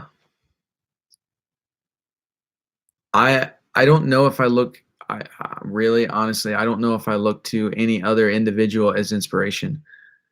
I think for inspiration, I look at, and this is using Matthew McConaughey's answer to this, and I think it's a fantastic answer. I think it's a great answer. That it's kind of like, who do I look up to? And I look up to the person that I'm going to be in 5 years, and I will forever and always look up to the person that I'm going to be next year, 2 years, 3 years, 4 years, 5, 10 years, 20 years. I'm always going to look up to that person, and that person's always going to inspire me. Because I don't think in 5, 10 years I'm going to be in the same place, um, going through everything that I'm going through right now. I think I'm going to be at a much better place, and so I look up to that person. Um, so it's me, but I'm not there yet. So I have a ways to go, and that inspires me. I took so many notes out of your last podcast. Really? That's awesome. Well, you might not take notes out of the podcast from.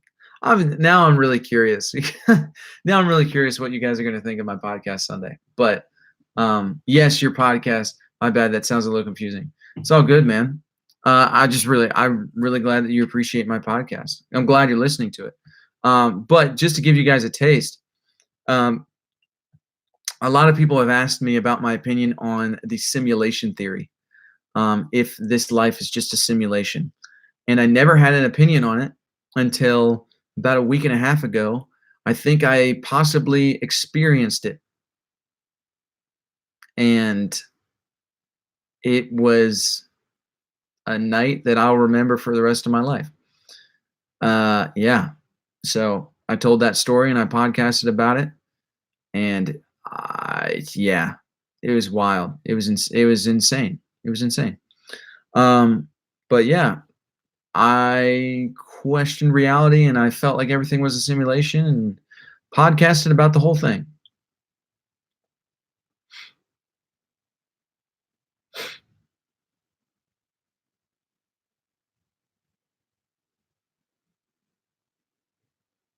Language barrier, my ass.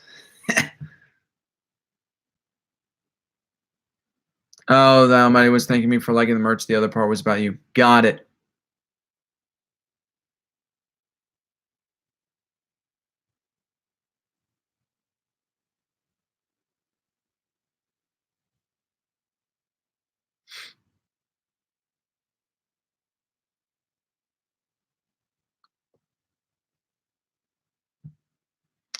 To me, one of the most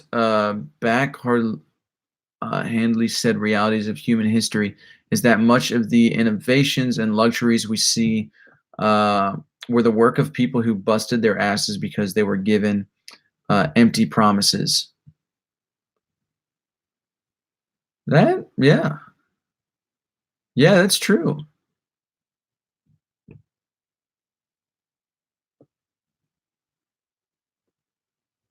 You're right. I don't know, I have anything to say about that. That's true.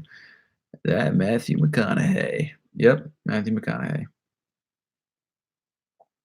Do you think all people, including the devil, go to heaven, or do some people go to hell and forever stay in hell? No, I don't think hell is an eternal place. I don't even think the Bible insinuates that anywhere, that hell is an eternal place. And the whole topic of devil and can the devil be saved? Will the devil be saved? Very, I mean, that's, I could go on and on and on about that. I actually did a podcast on it. I did a podcast on the devil and whether or not he can be saved or not. So yeah, I go into that, not super in depth, but I just talk about my thoughts on that there. But that's a great, it's actually a great question, whether or not the devil can be saved. I'm having a hard time trying to explain my previous comment. Message me on, you can, I mean, you can type out a longer response on Messenger on Facebook. So, do that if you must.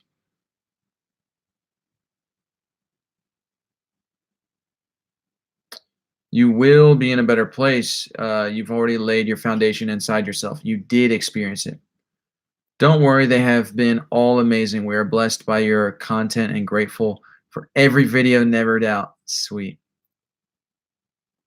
Well, thank you. You're full of love, Cassie. It's great. I appreciate it so much. You're too kind. When I don't know, meet you in person, gonna give you a massive, huge hug. It's gonna be great. Looking forward to Sunday. I experienced a lot of synchronicities. It makes you wonder what is really going on. Now I can't wait for this podcast. Nate, I wrote something a while ago that it was for you in the Misfit community. Should I share that in Discord? Yes, absolutely, Luli. Share that in Discord. I love that.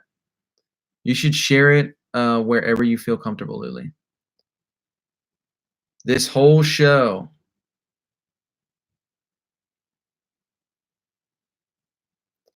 It's actually called dissociative reality disorder or depersonalization or derealization. Yes. I have it as well. Been having it for a long time, man. Wouldn't say it means that we're living in a simulation, but it gives me a different view of the world. I don't disagree with you. Yeah, I realize I've dealt with a lot of depersonalization and derealization. I didn't come to even in the podcast, and I'll say it right now. I mean, I'll tell you the whole story and all my thoughts about it. But I um I don't first off, I don't know firsthand because there's always the possibility that people who experience derealization could possibly be seeing the truth, even though it's a terrifying truth and it's a scary truth, could be experiencing the truth, but because it causes so much fear and terror, they've labeled it as a personality disorder. Or it's the opposite, and simulation theory is not real, but for some reason we go to a place in our heads where we are in so much chaos that it's like we want to escape reality, and so our brain goes into a place where it's saying all of this isn't real. It's our mind's way of trying to escape, which is essentially what the dissociative reality or derealization personality disorder is. I've had it happen a lot to me, and I know that for sure. And so it's not that this time was any different. It was just the series of events that lined up beforehand. Um, and also, yeah, yeah. So in the podcast, you know what? I'll just say it now. I mean, there's so much more that I say in the podcast. I don't really think that. No, actually, I do address in the podcast. I do address like my conclusion of it all, but um, I don't think the whole simulation theory that all of this is fake. I don't think that's a thing. I don't think that's a thing. I do think that if you start to think this reality is fake, I do think that is a disorder, um, or that derealization. Yes, that dissociative reality disorder. Um, so yeah, I've experienced the same things. I totally get what you're saying. But I thought of it in a different light, a new perspective, and it totally changed a lot. So of course I talk about it in the podcast. But yeah, that's in short. So I'm not disagreeing with you. I completely agree with you. But I just came to a different sort of conclusion. Nate, how do you know when the right time to say I love you is? Hmm.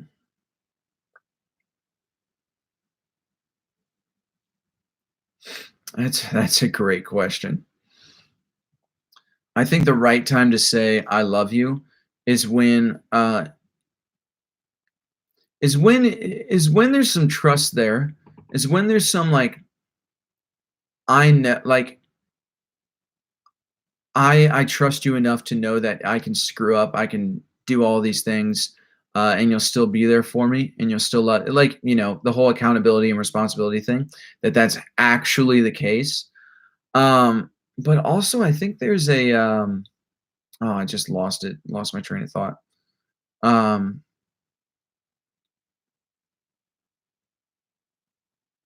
there needs to be something else there. And I had it in my head. I just totally lost it. Um,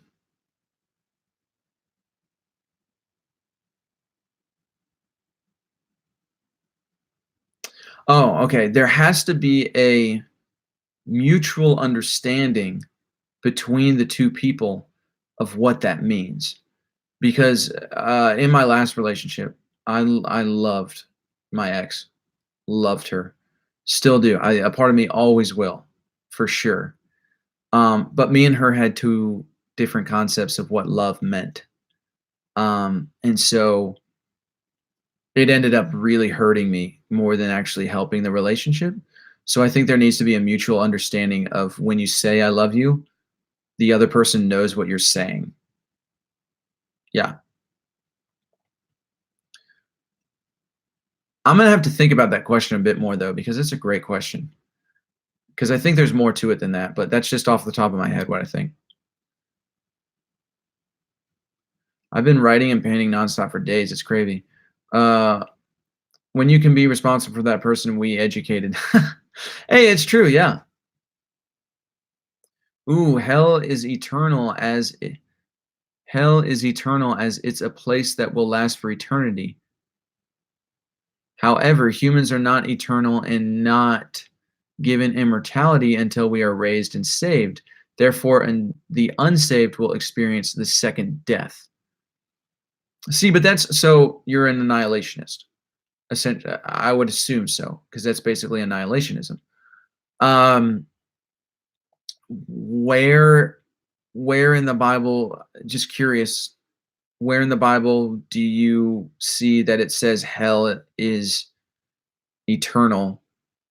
Uh, and you don't say it here, but I'm just curious if you think that hell is a place that people will go uh, for eternity.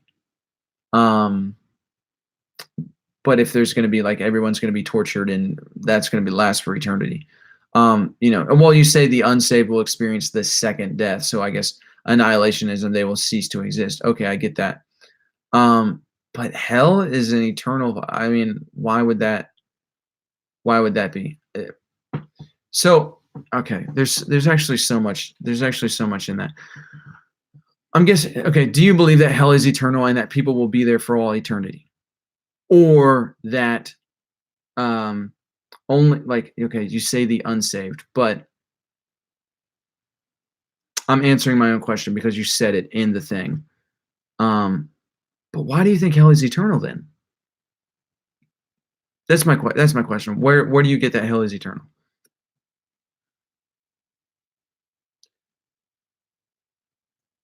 No, I said I get older and stay the same age, and I asked if it was that Matthew McConaughey quote, "Hardy har har." Oh,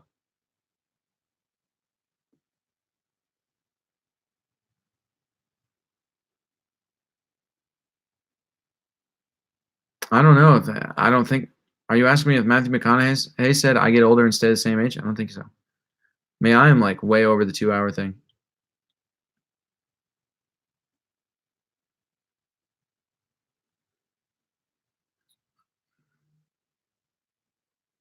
See ya, blackbirds.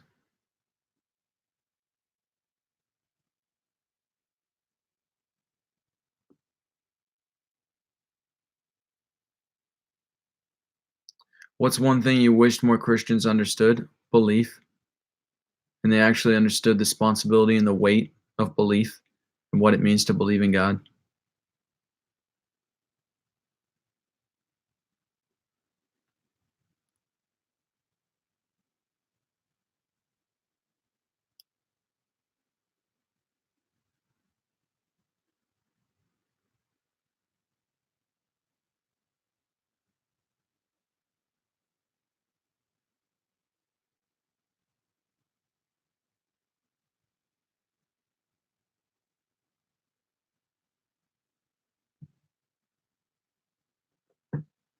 Hmm. When you know that saying it won't die, even if the relationship does.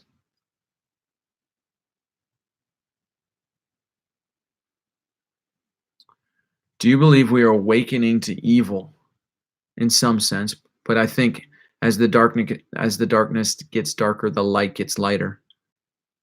Do you have a different view? I mean, that's my view. I think as we awaken to the possible evil, I think the light will get lighter. Like these things coming out in media, people are awakening. Andrew, are these people the real evil? I don't think they're the real evil. I think that this is the whole thing with social media. I don't think social media is destroying people. I think it's revealing us.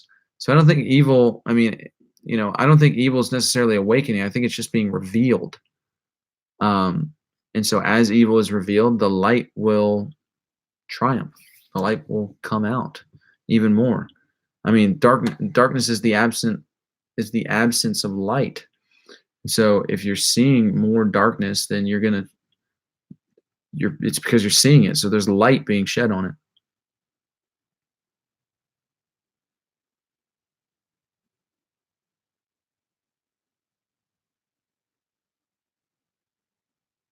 The reason it is eternal is because it was made for Satan and his demons. They are not mortal, materialistic creatures. The unsaved will also be tossed in the lake of fire, but due to their mortality, they will not experience torture forever. So you think that Satan and his demons will experience torture forever. Now, here's my question to that. So in Genesis, it referred to the angels as sons of God. And in the New Testament, we are referred to as sons of God. So the devil, before his fall, used to be God's right hand man. So angels being sons of God and devil especially being God's right hand man, what would God send a son to eternity? Send his right hand man, even though his right hand man chose to rebel against him, yes. Would God really be a loving God if he wasn't open to accepting him back in? Like if the devil had a split moment of like kind of like a prodigal son story of you know what? Yeah, I I chose to rebel, but now I'm choosing to come back to my rightful place because he was not created the devil. He was created an angel. That is his true identity as an angel, as the right hand man of God, the worship leader of heaven. So what if so he has free will because he chose. So what if he chose to go back to where his rightful place was as an angel in heaven by God's side? Um, would hell be a thing? Could the devil be saved? Um, I mean, obviously Christians would say, "Oh no, the devil can't be saved." But when you think about um, who God is and that He gave angels free will, why wouldn't the devil be able to be saved? Um, and therefore, why would hell have to be an eternal place? And I guess what I'm saying in this is, if hell is an eternal place, why would God um, torture His sons, His creation, for all eternity? That doesn't sound like a loving God. A loving God, it sounds to me like a more loving approach, which I still have issues with, and I don't think it's I don't think it's completely loving, obliterating your children from existence. Um, but how is it loving to torture someone for eternity? That completely defeats the whole God is love thing, in my opinion.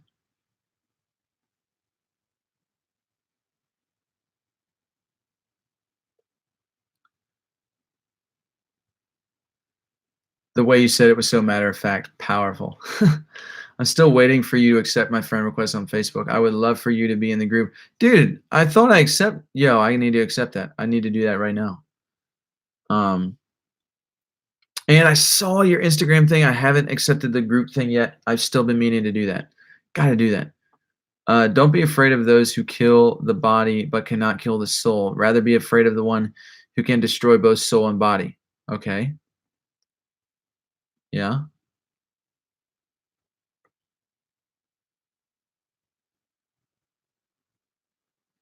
I think one of the hardest and unfair thing is having to leave someone and end a relationship not because you don't love them anymore, but because they don't love you anymore. That shit hurt. Yeah, that does hurt for real.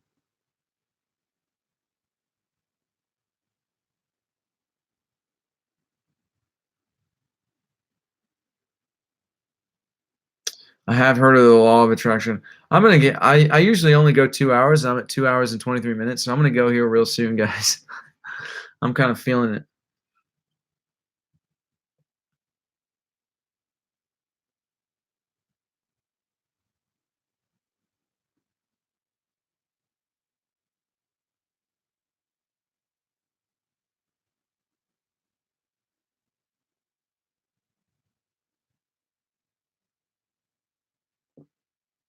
Jesus saved you, for you have a chance not to be saved.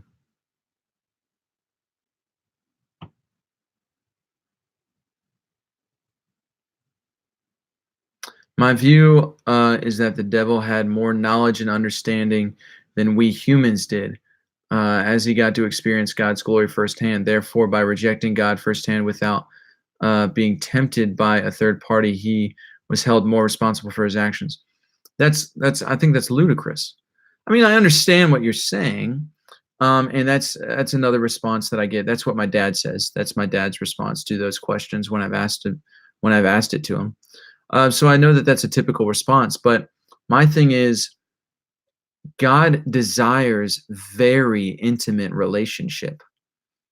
And so he wants that type of relationship with us.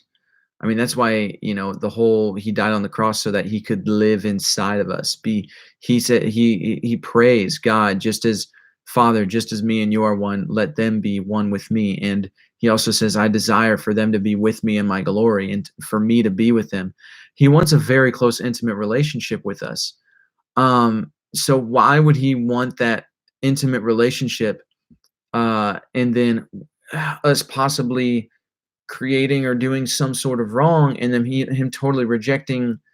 and totally rejecting us and saying, you know, well, you were close to me just as I wanted you to be, but you rejected me when you were close to me, and so therefore I'm holding you at a higher standard and I'm rejecting you forever. It's like, wait a minute. I think that's downgrading. If God is love, that's downgrading the love of God. And that is really I don't that's I don't think that that image of God is really a God of love. Because I'm like, I picture like the devil being like God's best friend, essentially. Or I guess I should say Lucifer being God's best friend. Um, and so why would you damn your best friend to hell to be tortured for all eternity? Like if God is love and he's forgiving, because the Bible says mercy triumphs over judgment, in James, I think it's James 4 or James 2. If mercy triumphs over judgment, then why see I mean, the argument is that he's held to a higher standard, but why don't we look at it as if God's love, that God is like, why wouldn't God accept them all the more because of how close they were? I mean, these are just my thoughts, you know. But I mean, I get what you're saying. I get what you're saying. Um, but I still see holes in it that leave unanswered questions from the God that I read about in the New Testament.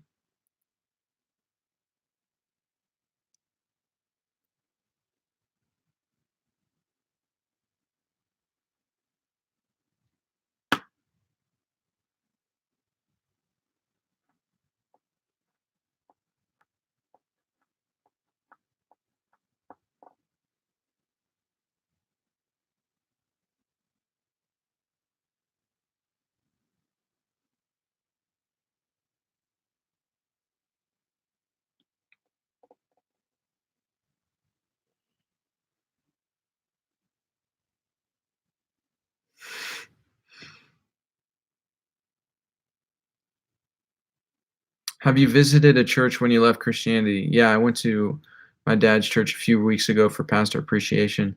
I'm asking that because my girlfriend forced me to go to church, and when I visited the church, everything looked weird to me since last time I went. Yeah, it's super weird, but I have gone to church. I wouldn't recommend it though. Just yeah. Welcome back, Anger of Nyx, but I'm leaving in like 2 minutes. Yes, with us, we were made in the image of God. The angels were not. He may not require that same personal relationship with them. Satan wanted to take God's place, destroy his creation. Yeah, I mean, I get what you're saying. So guys, it is I'm worn out. Light is very crazy. Can't even think straight, so I'm not going to be able to answer questions very well. But guys, to everyone who is now joining the Discord group, looking forward to seeing you there. Let's see how many people messaged me.